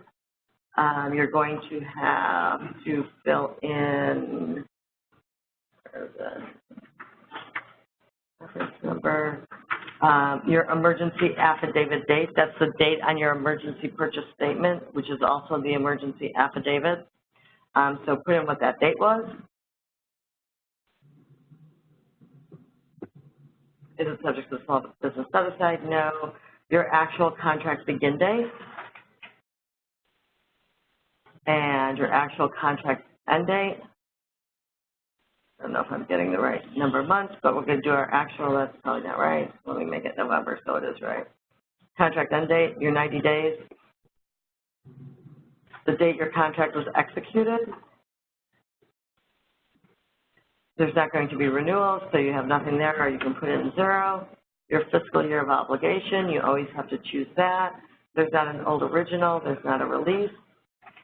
And come over here, and I think I have it all. So I'm good. If I still at this point realize we only really need, instead of 10,000, I only need 9,000. I could make a change at this point to my quantity, so I could make any of those changes, but I don't have that here, so I'm just going to go ahead and save and exit out of here. Come out to my vendor tab. I know my vendor is my train vendor 2. My vendor's already been awarded, so I have nothing new to do there. You know, double check their addresses should you need to make any change here related to where you're going to have the remit to information, and there's a PO mailing address. The address is here for shipping and billing. The accounting did not travel over to the PO, so I've got to put it in one more time.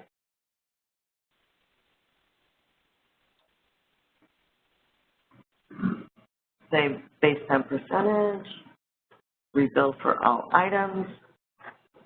There will be nothing on a routing. And on our PO, at this particular time, if we have the executed contract, we could go ahead and attach the executed contract here, or we can come back and attach it. In the case of an emergency like this, when you're at this particular point in time, you may in fact have an executed contract document, and you could go ahead and attach it there. Down here on notes, nothing to do on change orders, nothing to do in particular here as it relates to reminders, and then come out to the summary tab, submit it for approval, automatic approval.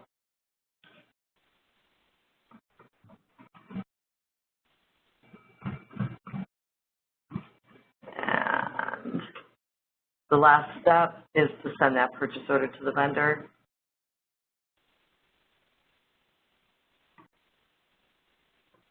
And we'll change over to our PO and send status.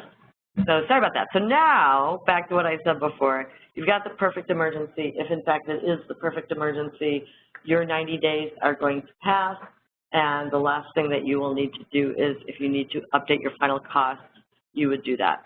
But in our particular case, we're going to go through the full process and assume that now your 90 days have come up and you need to do an extension. One of the things that you can do is out here on reminders on an emergency, go ahead and set a reminder to yourself for about 45 days because I know my emergency is going to end in 90 days. But so on September 28th, I want a notice to say, hey, check on this emergency, see if you need to start the emergency extension process. You're going to get an email, which is need for extension. So I'm going to tell myself that to do that on September 28th, because you're going to need about 45 days to start getting ready for that, and so you can start monitoring it and see where you're at. I'm going to tell it to send me an email. I'm going to save and continue. So we're 45 days down the road. I check and see. We need to extend it beyond the original 90 days. And what I'm going to do is I need to get permission now, right, to extend the emergency. So I am going to, just like we did with renewals, go and start over, and I can do one of two things. I can create a brand new rec, or I can go out and clone my original rec. So we've not seen cloning. I don't think we've done cloning at all, right? Maybe we did it once over the last couple of days. So here on my items tab, I'm on that original purchase order, and I have my link to my rec next to my item. So I can go and say, I'm going to come out to my original rec, and I'm going to say, let's clone this requisition because I need to go now and get approval to emergency extension. So it's going to ask me for the fiscal year before I clone it, and I'm going to tell them which fiscal year I want. And my cloned rec is right here, and I can come out to my cloned rec. So when I come out to my cloned rec, all that does for me is it auto-populates some of the information. I can still go back like I was in a new rec and make changes to all the information, but in this particular case, I'm just going to update my cloned rec so I don't have to start from zero. And now I'm going to change the short description from what we originally put in, which was the emergency, and call it emergency extension. Because that's what I need now, is I need them to approve the emergency extension for me. I'm going to look at everything else that I have on here. I'm going to leave those estimated costs, so it goes through the right approval paths along with the emergency designation. If I had an agency reference number, I'm going to put it on there. For my special procurement type, I'm still calling it an emergency. It still lives in the world of the emergency. And what I can do here is now create a link back to my emergency PO, which I should have written the number down, but we'll do this. We'll say in my description I have and my initials and see if that finds it for me. and it's not finding it. Let's just try and find one with a PO description of emergency. Okay, so I was doing that, I'm not really seeing what I want, and I can't sort by the date. Go back out to my search. They add the word fire, and see that finds it for me. It's giving me that.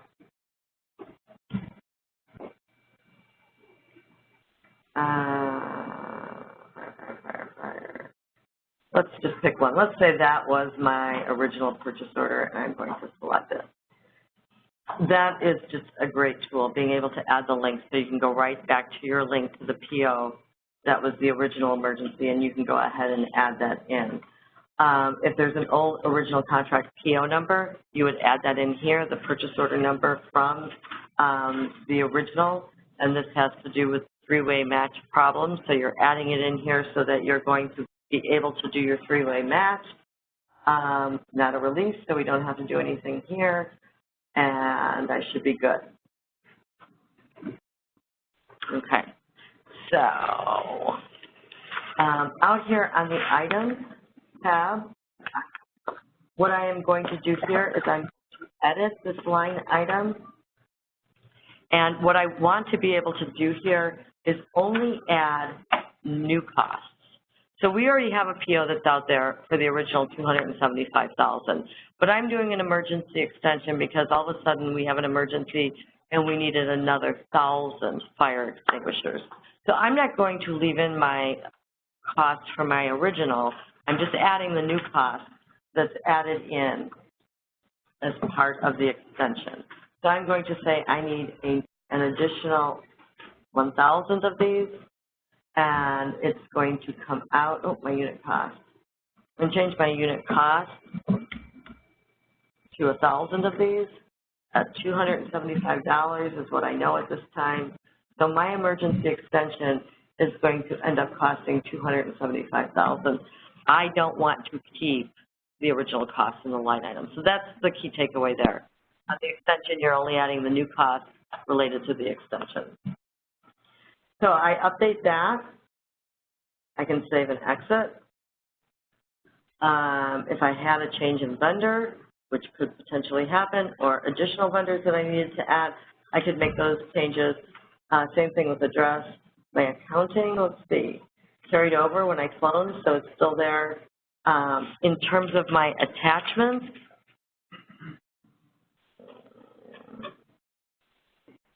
is there anything specific? I am going to now attach my updated emergency purchase statement. So on the emergency purchase statement document, if you've used those, there is a section to update as it relates to the emergency extension. So I'm going to go out, I'm going to update that emergency extension portion of it, and I'm going to attach it here. I'm going to, don't have anything else that I want to do here in terms of notes. I don't need to do any reminders specifically here. And I'm going to come down here to my summary tab. I'm going to submit my requisition to do the emergency extension. And I'm going to do my approval.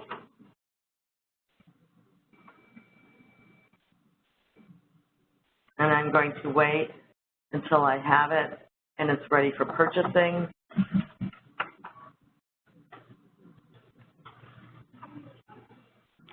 And now I'm going to come down and I'm going to convert this emergency procurement extension requisition, because everyone said, yeah, you're right, we do need to extend it. And I'm going to now convert it over to a bid. And why would I need to convert my emergency extension rec to a bid? You have to publish it. So it's going to ask me if I'm sure I want it to be a bid. I'm going to say, yes, I'm sure I do. And I'm going to go out to my new bid, and I'm going to update this so I can put all the information that I need on there to publish out my emergency extension notification.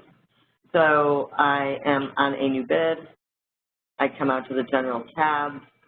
It has the information from my emergency extension rec that it's carried over, but it is going to ask me for a type code. I need to update that and indicate that it's an emergency. I need to put in essentially my posting date. I want it to start today, and my opening date, which in this particular case, because this is just for the purpose of a notice of the emergency extension, I can do the 14 days. Am I right? 14 days? The emergency or emergency extension? Oh, you're right. Thank you for catching that. That's what I love about procurement people, is you guys are detail-oriented. So yes, you're absolutely right. Great call. Emergency extension. And come down here, bulletin description, emergency extension notice of hearing. If you're really posting out the notice of that hearing, hearing date, and any other details as prescribed, will be done on 8/23. That you need in your bulletin description, you're going to put in there, put in your SPO's name, the emergency rationale, and I would say here your emergency rationale should be more focused to the reason for the extension. So you're going to put in reason for the extension and the detail that you want there, not subject to the small business set aside. You're going to put in now your original bid number. You can come out. Can I add more than one link? Let's see if I can.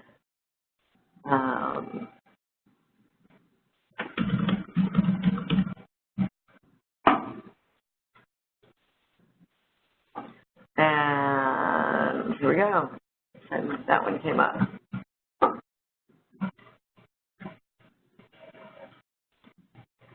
Because I went too fast. Back to the general tab. Where am I?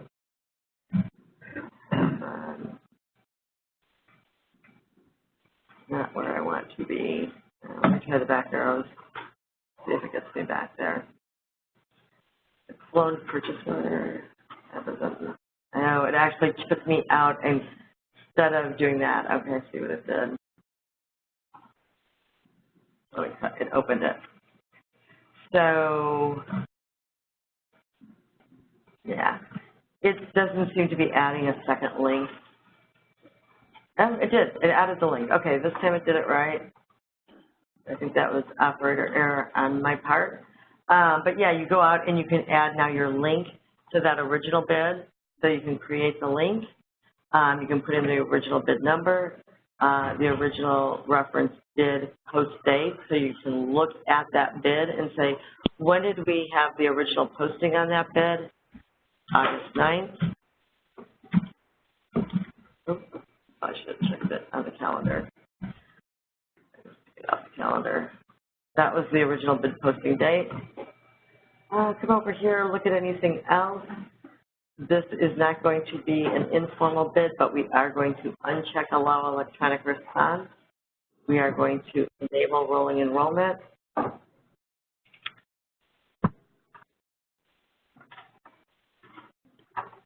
And one thing I want to clarify here from our notes, the bid opening date on this bid is, according to this job aid, expected to be the projected date of your emergency extension hearing. So if your emergency extension hearing is going to be on August 19th, you can put in that bid opening date as the projected date of your hearing. And I'm going to go ahead and save and continue.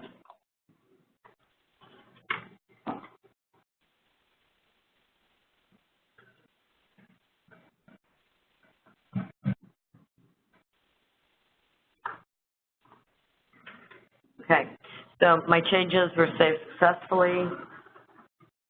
On this bid, again, I only want it to reflect the items for the extension period. So I look here for my rec, it all carried over, it's correct.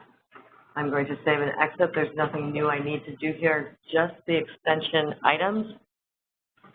And if you had just an extension of time, let's say you didn't change your items at all, what would you put down here if the only thing you were doing as part of your extension was extending time?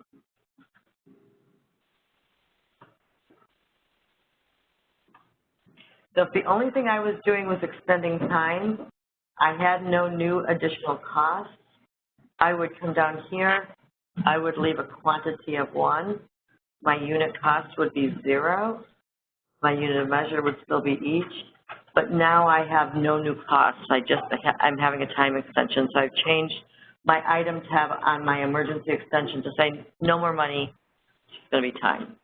Would you change the NIGP code for just that?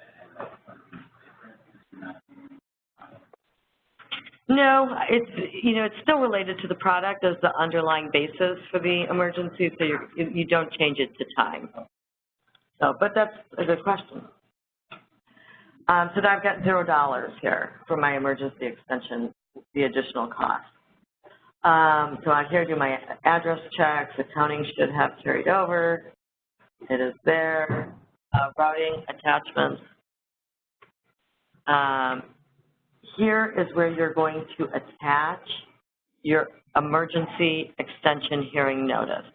So that's what you attach there is the emergency extension hearing notice. Okay. You look at your notes, you come down to your bidders. Make sure your bidder is still the bidder that you intended to be, the vendor's the vendor you intended it to be. You're going to hide the bid holder list on the vendor side, just to make it more fun. And in terms of recommended vendor, selected the emergency vendor. See where you do that. So I'm just going to save and continue. My vendor is my vendor, and it's going to remain my vendor. But I've got my attachments, so I come across. I don't have anything else that I need to do in terms of any specific reminders. I'm going to come out here for my summary. I'm going to submit that for approval. It's going to be automatic approval, and I'm going to save and continue. So that is basically our process for posting out the notice of the emergency extension hearing and updating the cost as you intend the cost to be. And you have to send that back to PPP. Yeah, I'm looking right here on my list to see. Yep, that's the next step on our job aid. So after you conduct your approval, you come out here to your reminders, and you pick your dates. And it says, we're going to tell them it's a notice of emergency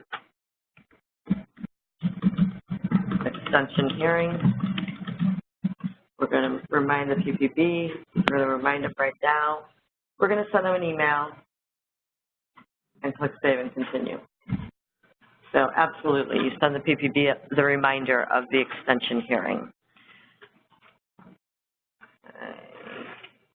My bid at this point still is in ready to send status. I needed to do that last step to publish it out, send the bid. Would you add the other vendors on that commodity rec? You could. They got the notice, yeah. That's a good call. I don't see that step spelled out, so let me make a note of that. Yep, you would. It is on here.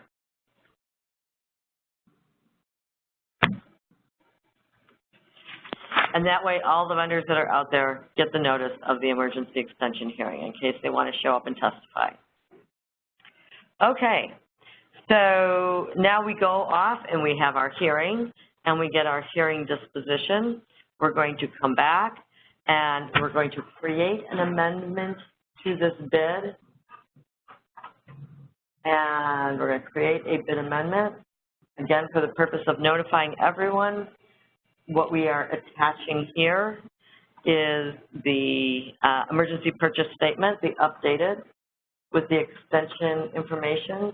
So I'd go out and I'd find that file, I'd look for it, I have it all approved, everyone who needed to approved it, and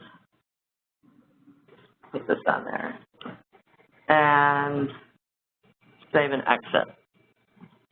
I'm going to go off then and go back to my bid. I'm going to set a reminder to notify the SPO to apply this amendment, and the SPO is going to go out, go back to my bid, set the reminder, and then the SPO is going to come to the summary tab, going to look at it, and is going to apply the amendment, which provides the information about the emergency hearing disposition. So now we've met our requirement to notify everyone in terms of how that hearing turned out. The last thing that we need to do now is we need to go back to our original purchase order. I can find it. I should have written it down. I'm going to look for it.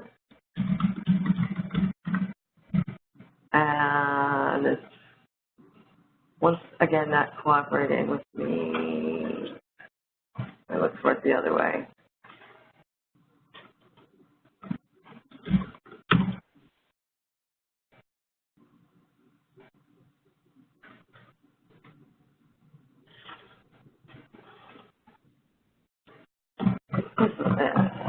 Well, in any event, this one should let me do it by vendor name. Let me do it that way.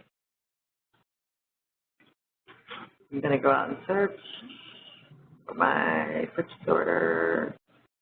My description is fire.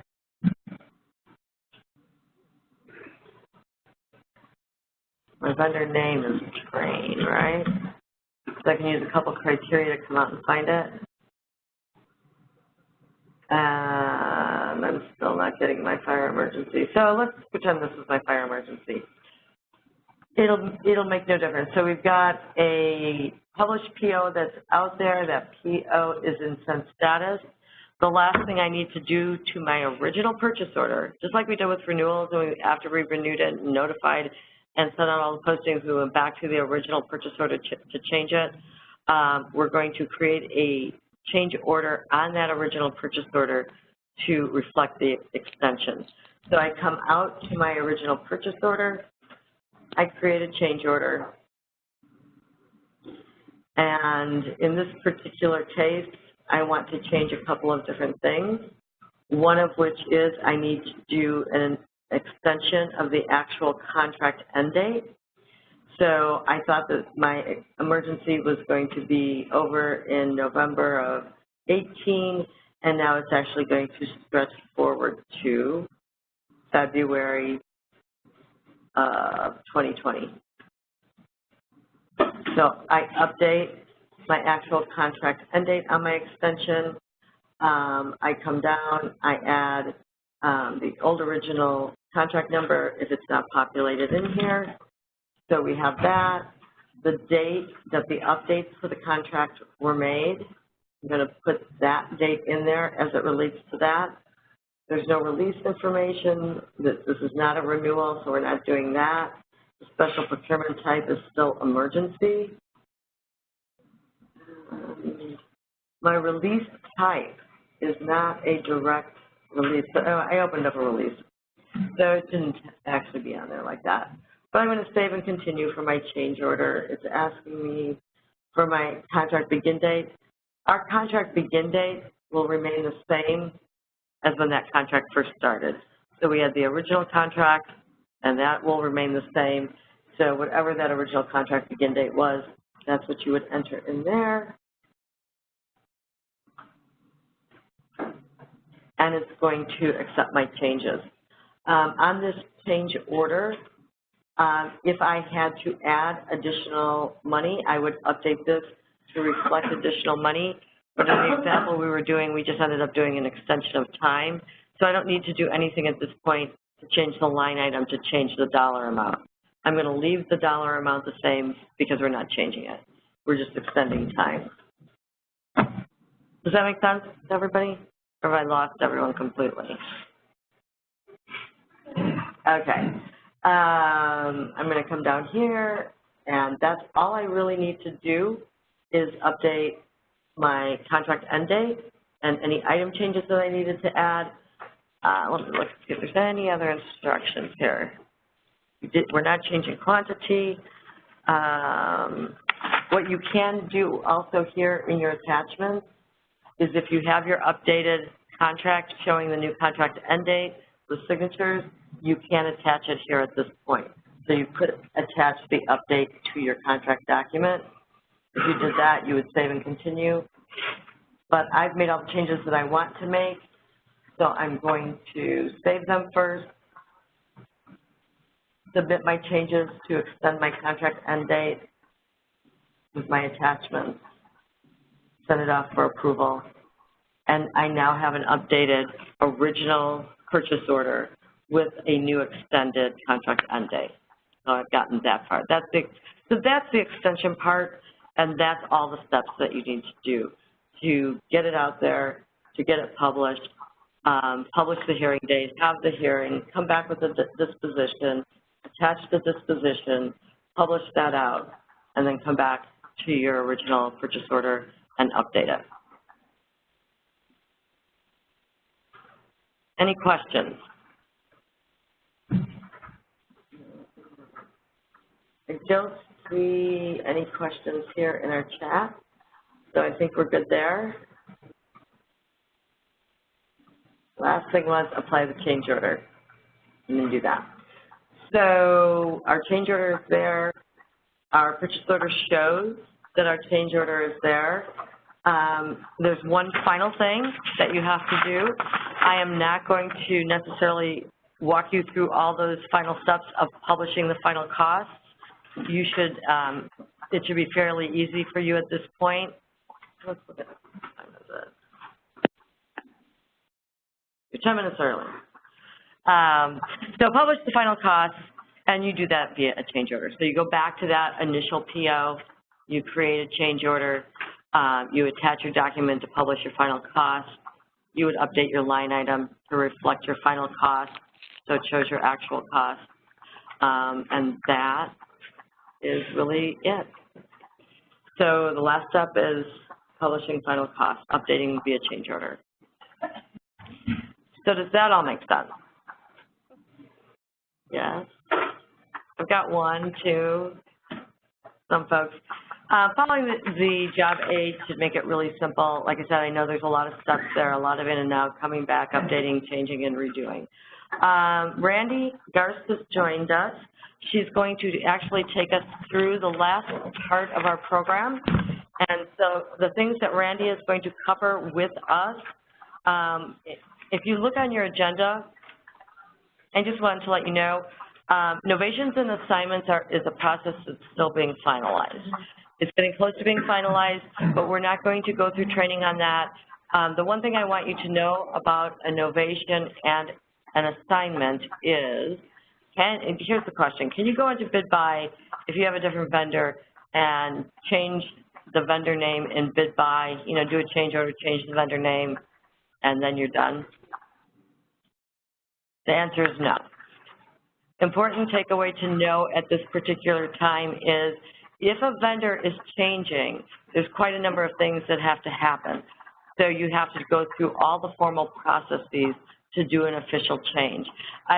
We've had some users call and say, you know, oh yeah, so I need to change the name of that vendor, and you know, it's a $10 million contract. And you know, we said, have you gone through the novation and assignment process? And you know, like, no, I just need to change the name of the vendor. It's a different vendor now. And so just know that you can't just go in and change the name of a vendor, and we'll have additional training in the future on that. The same is true with state use. We may have someone from CMS who may stop by and talk to us. We've not completely finalized the process for state use, but there may be some discussion there. So that is state use. What I'd like to do is give everyone about a 10-minute break. So if everyone could come back by 5 minutes after 11, we should have enough time for Randy to carry us through to the end. Yeah, I think so. That emergency is a long process. It's a lot.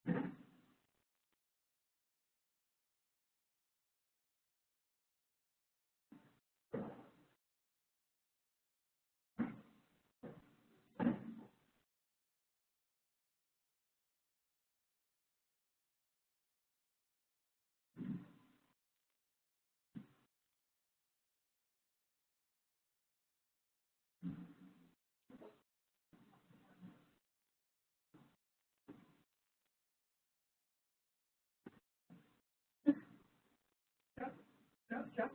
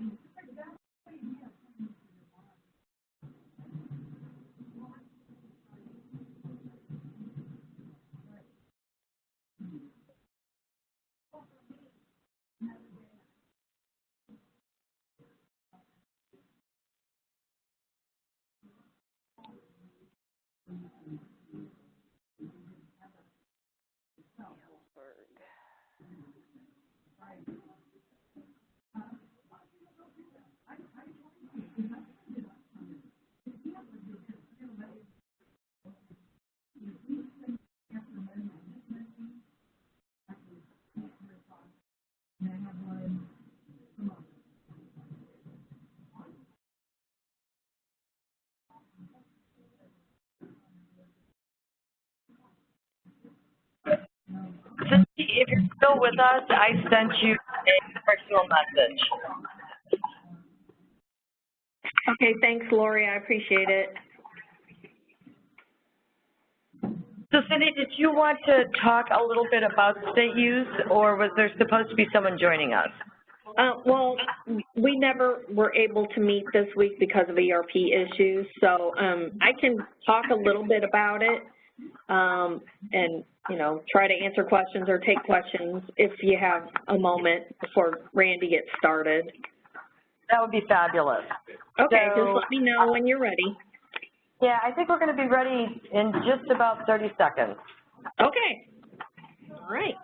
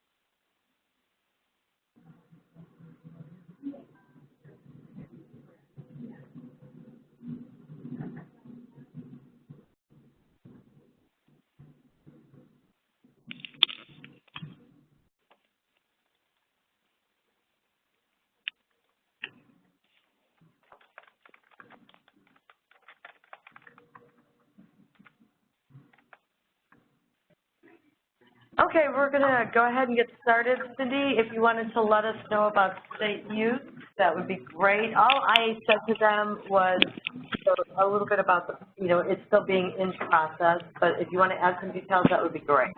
Okay.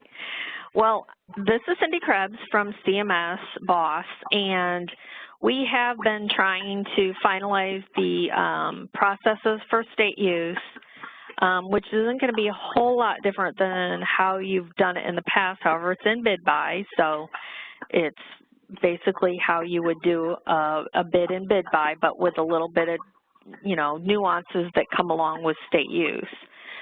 So I don't know if anybody has any questions. We hope to get that out. We're kind of in the middle of craziness with ERP right now and getting our contracts released, which is probably what you guys want more than anything. But we're, I'm happy to take any questions anybody would have. I may not have the answer, but I will certainly try to get you an answer. And Cindy, I'm sorry, I was just whispering over here in the corner. Is there a contact person for state use? Yes, it's Katrina Livingston right now, and I can give you her number. So if anyone needs a state use number. Yes, her number is 217-782-6143. And she is the new state use coordinator. So let me look out here on our WebEx and see if any questions came in. I don't see anything. So we don't have any questions out there. Is there anyone in the room that has any questions for Cindy related to state? Nope, I think we're good. So if you can go ahead then and mute yourself, Cindy, that would be great. And all right. For those, thank you, Cindy. For those of you who don't know, Brandy is our systems manager. Systems manager for BidBuy, and so she is responsible for BidBuy. Brandy's been with BidBuy for about a year and a half-ish. 2.5. No way. Yeah, okay. Almost 2.5. She says she's been with us for 2.5 years. Doesn't seem like it's been that long, but maybe that's true. And so she's very knowledgeable, and she's particularly knowledgeable in terms of the back end of the system. So she's going to go through some of that with you in terms of reporting. It's really a powerful function. What I would say about our reporting features is that it's going to be expanded over time. So we've been so busy getting the system itself stood up that not every single report that we eventually want to have in the system is available yet, but we'll be adding reports. If you're at your agency or you're, you know, an SPI, you're like, you know what, I'm constantly running a student report, and I'd like to have that. You can let us know through State User, and we'll look at, being able to add those reports that will be most helpful. So with that, I will turn it over to you. Thank you. As Lori, when she was doing the initial bid buy training, she talked about the toolbars, your ribbons, things like that.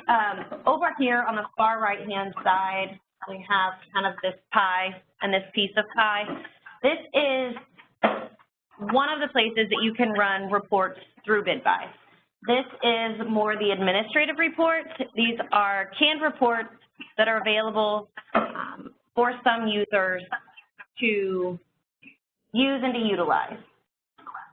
If I click on that, they're all sorted by document type. So we've got requisition reports, we've got some bid reports, we've got some purchase order reports. Down at the bottom, we've got other. Many times we get requests from agencies. They want to know what approval paths they have. Well, that's all reports that you can run yourself to see what's currently out there, what's currently active. So if we go up here and we can look at a REC approval audit, REC accounting report, summaries. Let's just take a look at a REC summary report here.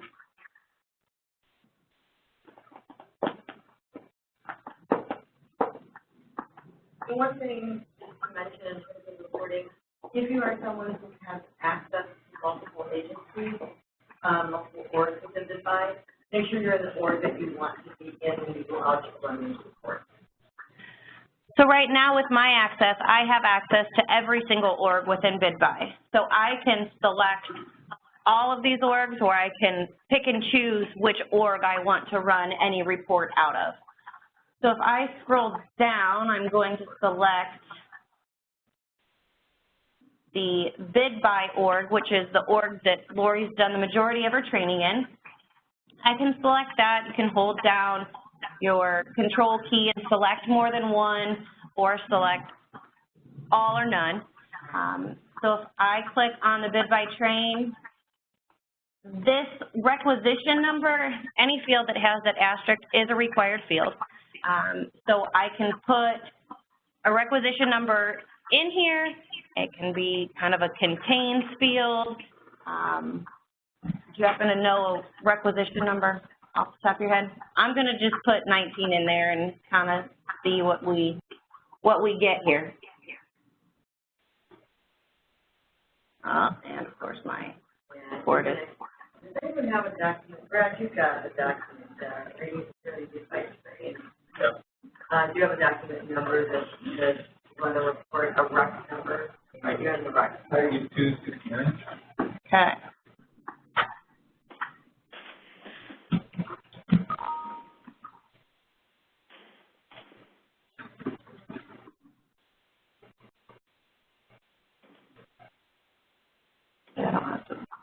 You have the whole, yeah, 17, 416 EMS. oh, 8 up. 4 R.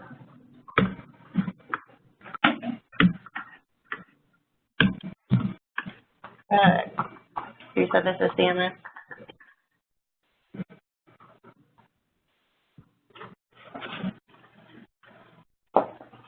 All right, so I'm going to click OK, get that closed out, and I can see my requisition summary with my REC ID, the purchaser being Jody Riley.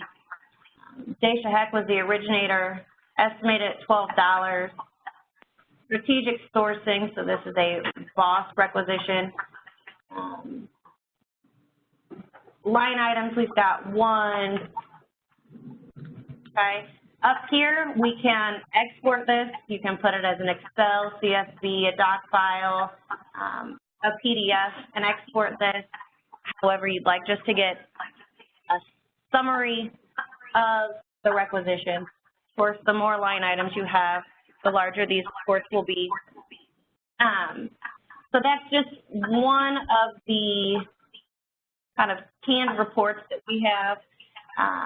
can do the same with a PO summary report or PO summary detail report. Let's see here. See what I started,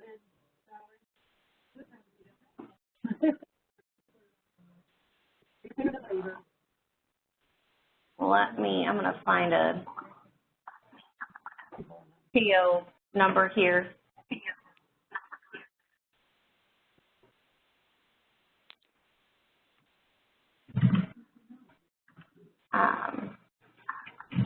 So I can have a PO number. My release number 7, and this is state here.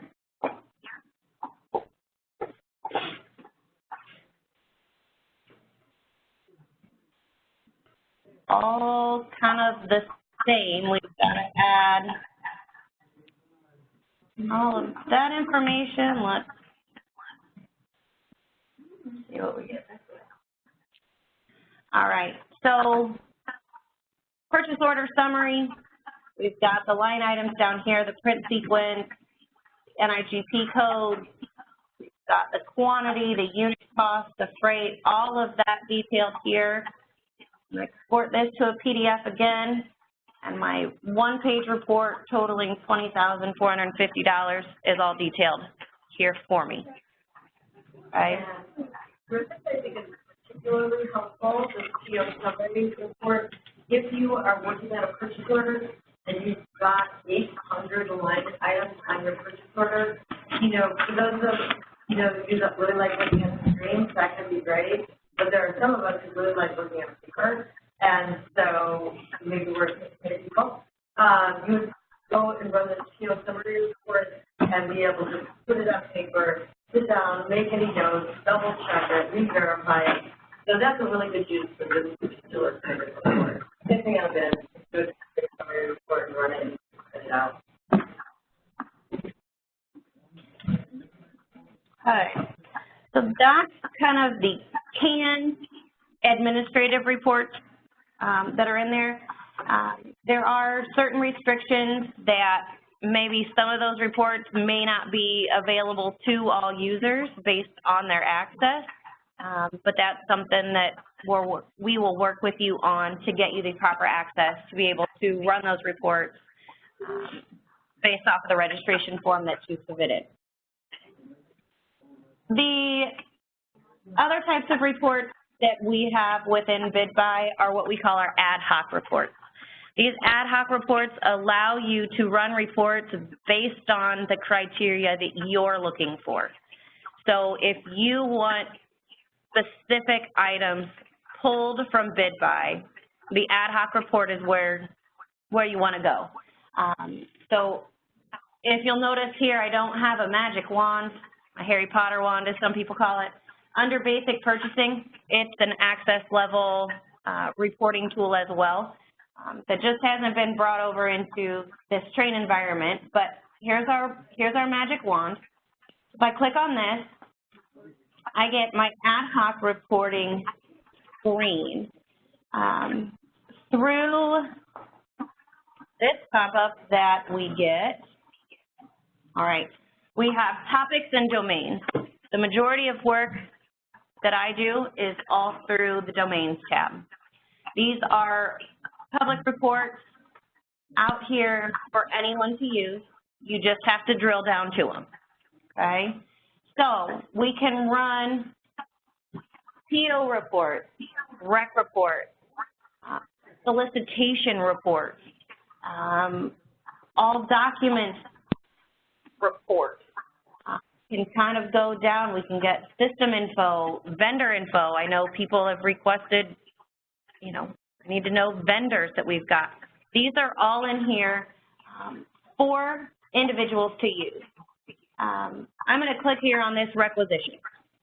This is a report that I just ran for Do It. So I'm going to click on this requisition domain and select Choose Data.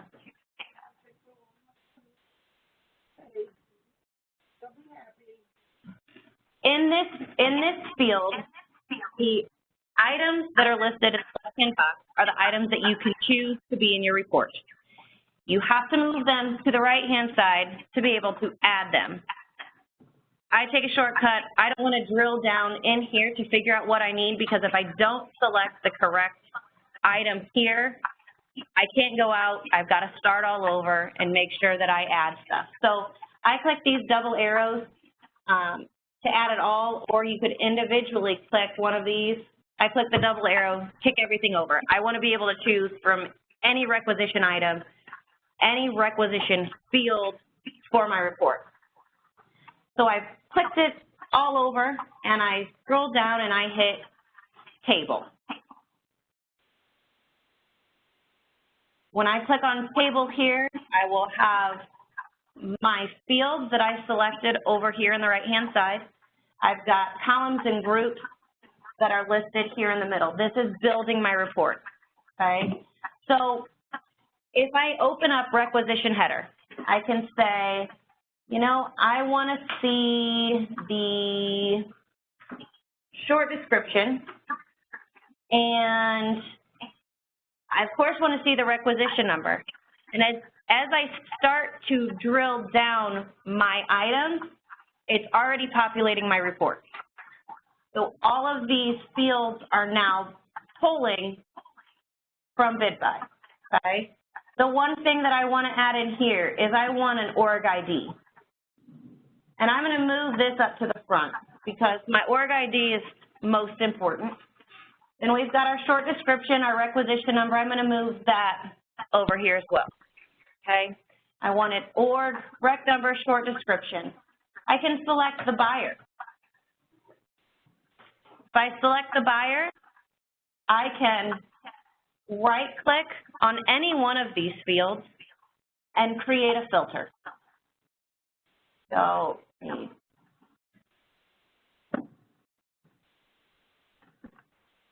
over here in my buyer field, I want to show the operator, and I'm going to do starts with.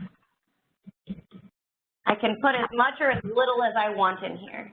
So now I can drill down this report if I want a buyer, all their requisitions. I can do that. I can limit these reports to be as large as I want or as small as I want, okay? If you've got multiple that you want but you don't want to include, so does not start with, if I don't want the FOTUS, I don't know who this is, but if I don't want this person's requisitions, I can exclude those, okay? So then I would get everything else. I can also take any one of these items that I've listed in the columns and move them down to group by this agency now. So since I have access to all the agencies within the training environment, this is now broke down by org ID. So I could get it listed, aging, CMS, ag, all drilled down separately. I've got the same export options up at the top. So I can export this to an Excel document. Find that the easiest to read when you're running these ad hoc reports. So if I export this to an Excel document,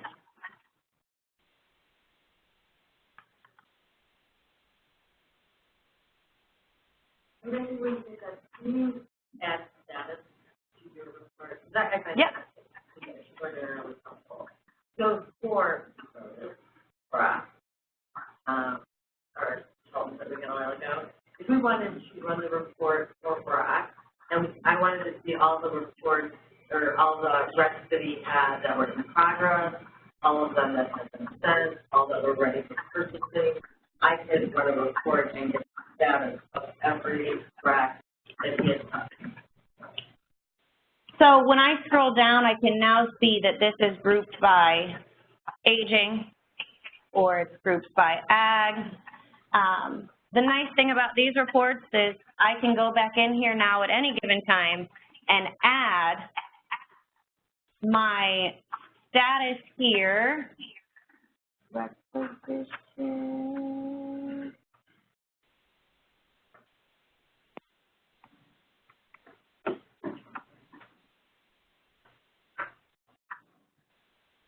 Oh, status indicator. No.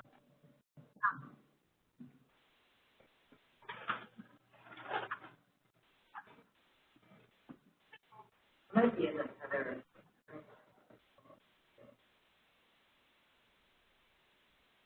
In any event, if you can find it, that's fine.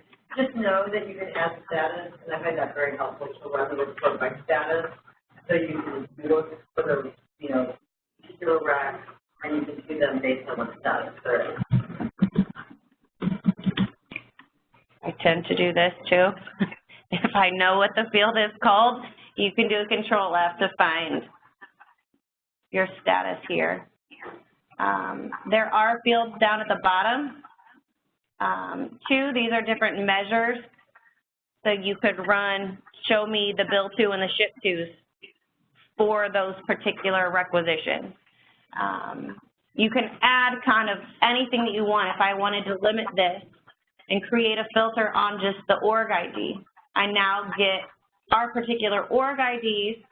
So if I wanted just the training environment, now my report is only for the train environment.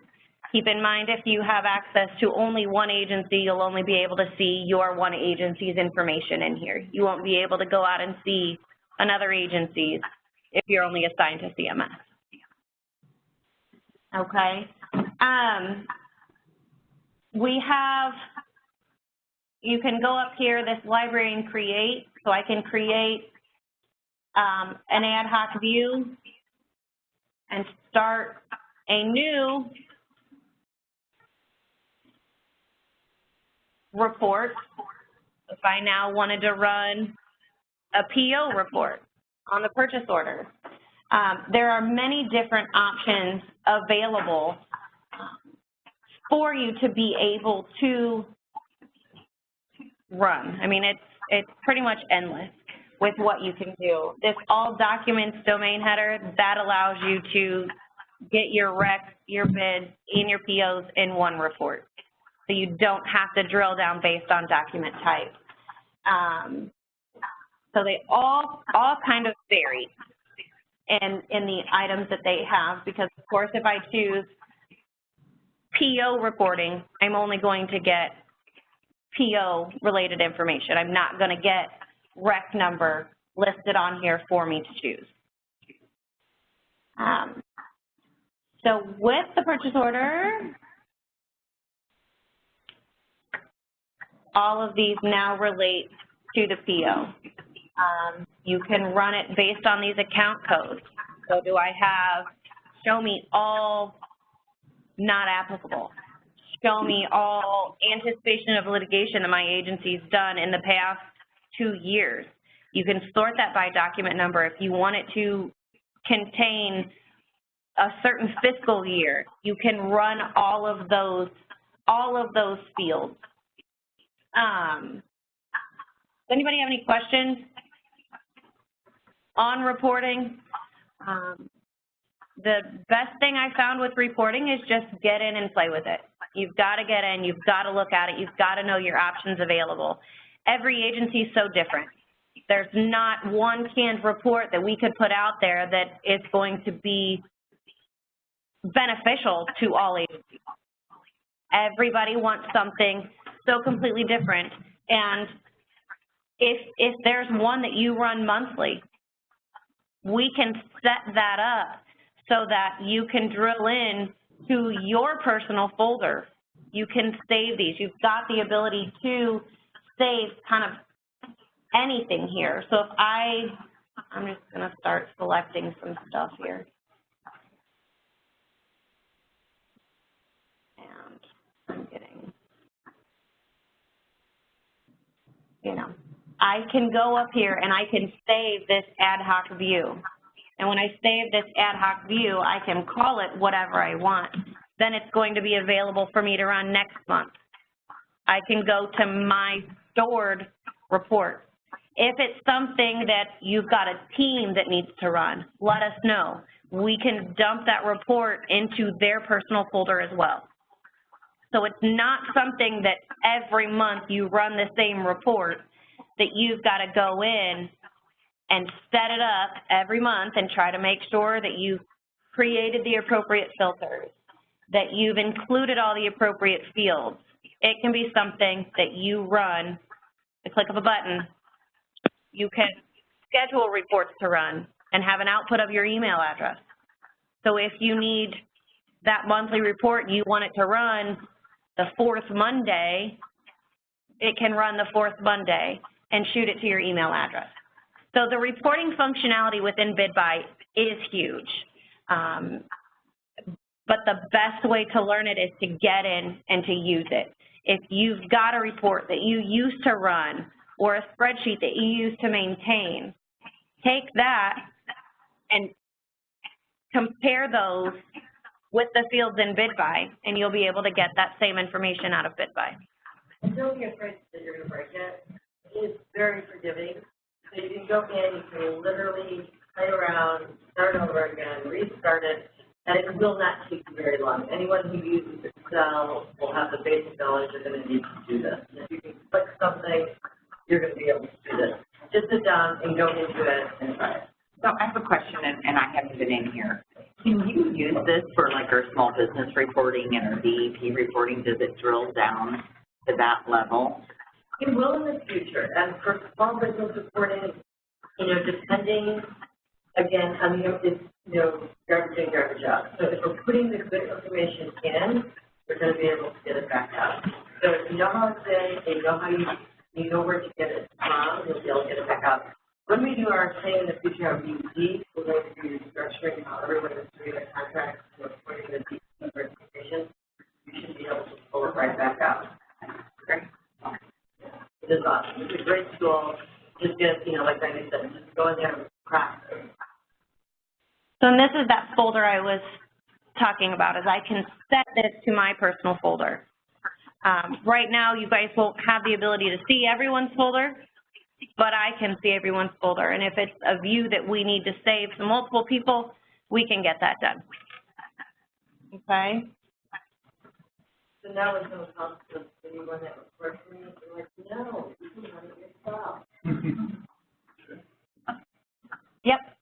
So audit reports, that's something I run quarterly. Well, there's so many different fields on it, I have it saved. I don't want to remember that it needs to look this specific way. I've got that saved. You can set those up, and it's kind of, possibilities are endless with the BI tool that we currently have. Okay. Any questions?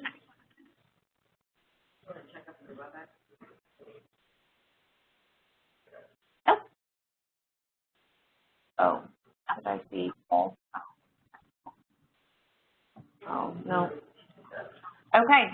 I think, then are we ready for this one? We are. Okay. I brought one. I didn't know if you had one. The last thing is the registration form. The registration form for BidBuy is a must.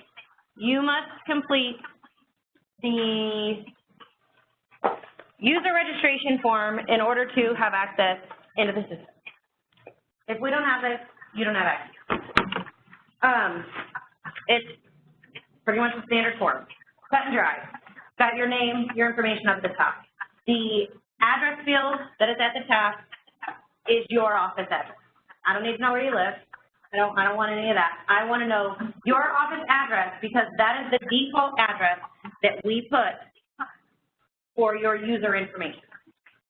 So if you're at revenue, I need that address listed at the top.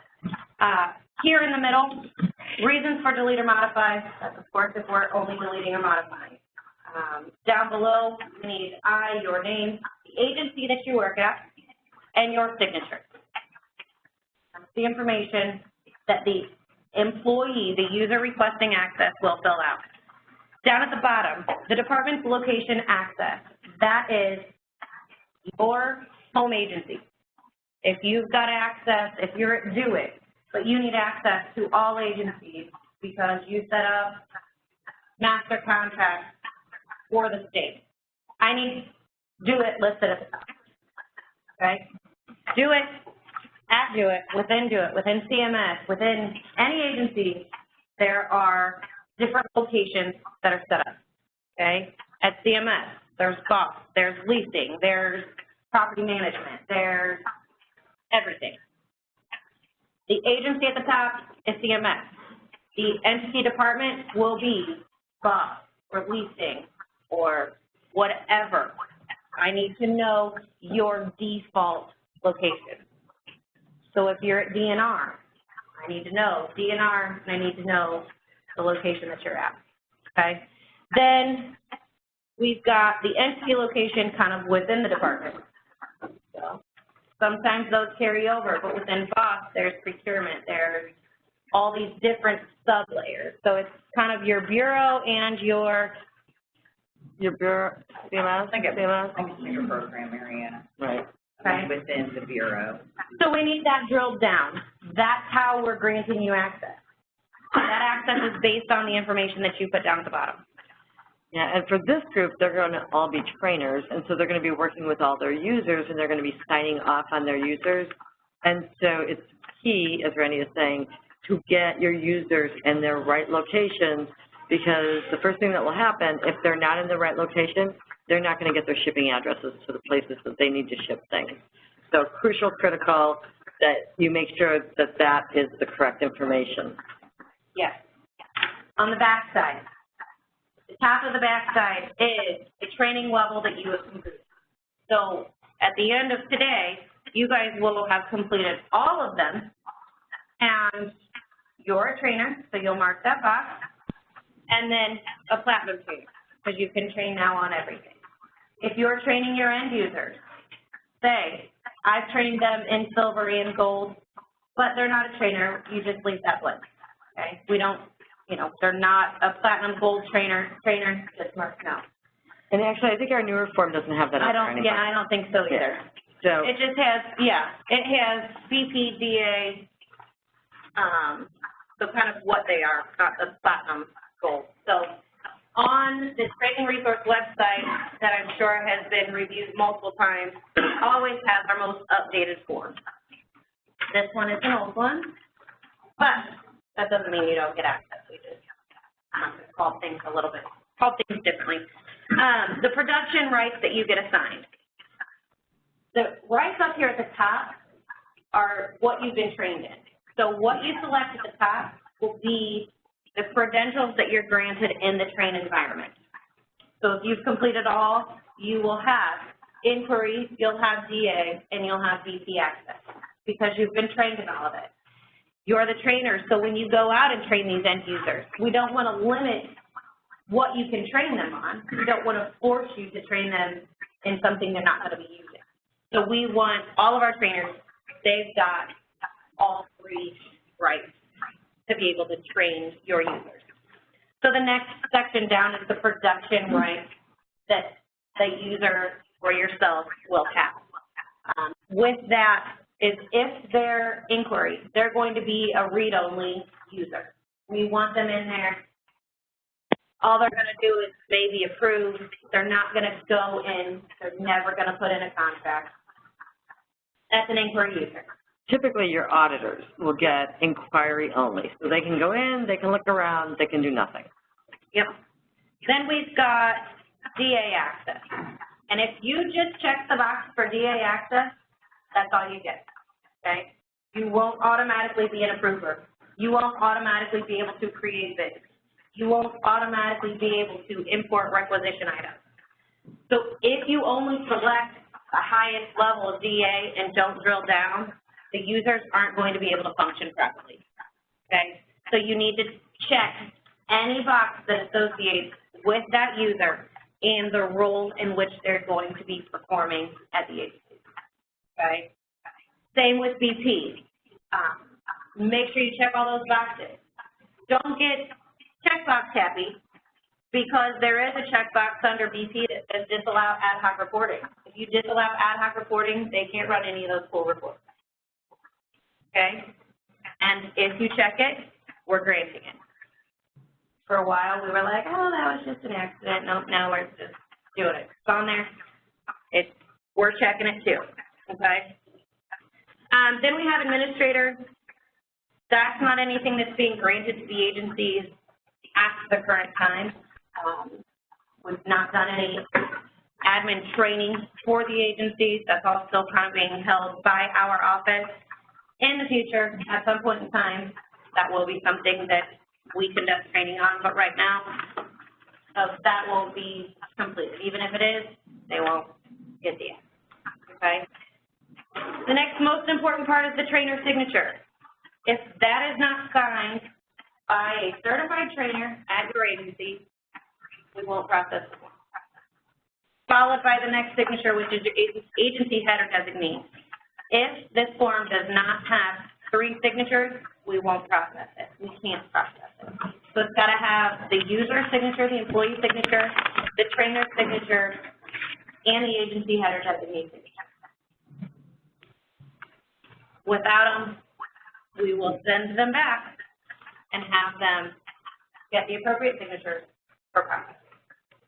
And then admin only, down at the bottom, once we get the user created, we fill that out, and we will email the user directly their credentials. I know sometimes the trainers send over a massive bunch. We just got 107 from DOT. The trainers send that in. We don't email the trainer 107 credentials. We email the individual their personal credentials. And Shay, who's right over there in the second row, for right now, she is the person that is receiving all of that. So if she responded back to you and you've, gotten some registrations and she's asking for clarification or additional information, we really are required for auditing purposes to register only per what our forms specify. So she is our gatekeeper to make sure the forms are right so that we don't have a problem. Equally important, and I'm sure this is next on Randy's topic, is modify and deactivate. Modify form, deactivate form, all the same form, okay? So if you need to modify something, you've granted a user DA access, but through address restrictions, they're not able to select the addresses or to select any other department or any other location to set up any document within the system. They now need to have BP access as well. Check modify, fill out the same top stuff, the employee signature, the same bottom stuff on the back. If they had DA and you submit a modify form with just BP, all they're getting is just BP. We need the form to constantly state what they currently need. Okay? So, signed by the trainer, signed by the agency head as well. Okay? If the user has left your agency, even if they've left your agency to go to another agency, we still need the form. We need the delete form. So just check delete. Put the employee's name at the top. Their address doesn't matter. We don't need their signature because they're not there. The back, we need the agency head signature. That's it. So for delete, we need 1 signature. For any modify or add, we need 3 signatures. And our strong recommendation for the deleting is to work with your HR department. And when HR handles all kinds of changes when someone changes roles, right, that your ActiveX and your this and your email and all of that, ask HR to be a part of it because you do want them deleted the minute that they should not be authorized, and let HR incorporate that in their exit or change. Yeah. Is there an option to be deleted internal administrator on the form? Because I think that I have that like contribution. There's not, but yours will be. So is that all you have? Yeah. Okay, great. The last thing, as you're going out the door, if you, anyone who's in this room who's not regularly receiving the invites to the trainer support webinars on Thursday will now get added to the list and will get invited. In our PowerPoint that we send out every week, there will be a link to this page. This is your bid buy training resources. We've sort of referenced it throughout the session. I just want to show you a couple of really quick things about it. So Samantha talked about how it's divided into 4 basic parts, really 3. Our reference library, our video library, and over here are our frequently asked questions. You most likely will be using the reference library, and I'm going to click out and show you specifically reference library. In our reference library, you will find all of our job aids, all of our examples, all of our PowerPoint presentations, all of our materials, and we update these regularly. So when you're doing training for your users, let your users know. If you're using a job aid today and you come back in a week, check to see if there's a new version of the job aid. So we version, and the version should let everyone know what version is the correct version, and we will change the version if we do any kind of a substantive change. So all of that, and you can sort it by subject, you can sort it by the document link name, you can sort it by who the intended audience is, so you can come out here and sort it. But equally helpful, and I find probably this section to be very helpful, is the organization of the information based on Train the Trainer. So we've recorded this Train the Trainer. We're going to be updating the full Train the Trainer program. If you have brand new hires, you don't have time to train them right away, but you want them to start getting accustomed to bid buy and the terminology, you can start having them go through kind of listening to these videos. Or you can use them yourselves to refresh yourselves before you have to go off and do training. Our end user training webinars, we don't do a lot of end user training, we mostly train the trainers, but if we do a massive statewide training, right now there are about 1,700 state users in BidBuy, we put that training out here. So here's the accounting ERP, we did it statewide, end users, and it's out here including the webinar recording. When we used to do the monthly agency webinars, we recorded those and put those out here. And then every weekly training session that we do, we put out here. And I know people are watching them because they'll reach out to me and say, is it posted yet? Is it posted yet?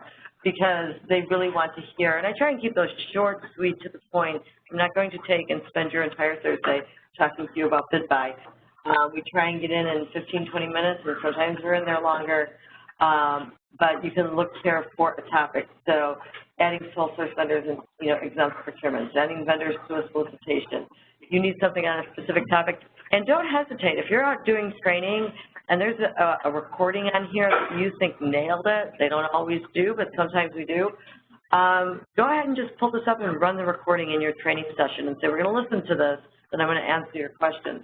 Because we know that training in BidBuy is not your full-time job, right? You're probably, it's like the 999th thing in your, other duties as assigned list. So use these to provide training, to direct people to training. Let's see if there's one more. Here's the main page. Okay, so the main page, I know you probably haven't heard how we want you to contact the user help desk. We've got that graphic everywhere. Amy had told you about those ERP training resources that there's the ERP training materials link is right here off of the main page, and then there are also ERP training videos. So those are going to be really popular right now. On this main page, we also have everything sorted by its general topic. So if you have approvers at your agency and you just need to go talk to them, we're going to have everything grouped there together, including the recordings for you. Our favorite subject, renewal, all of it together right there on the main page. So look forward to the invitations and use our resources and let us know when we need to correct something if you find errors on our part, and we'll get to that if we can. Other than that, we are getting out 10 minutes early. So thank you very much.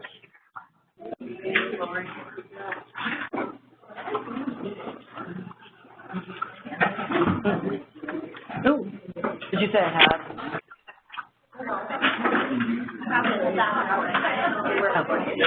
We do have a question out there on the WebEx. It says, will the WebEx folks be recorded as well or added as well? And yes, you will later. So when I separate it. Yeah. Cool. Thank you. It was great seeing you. Yeah, thank you very much.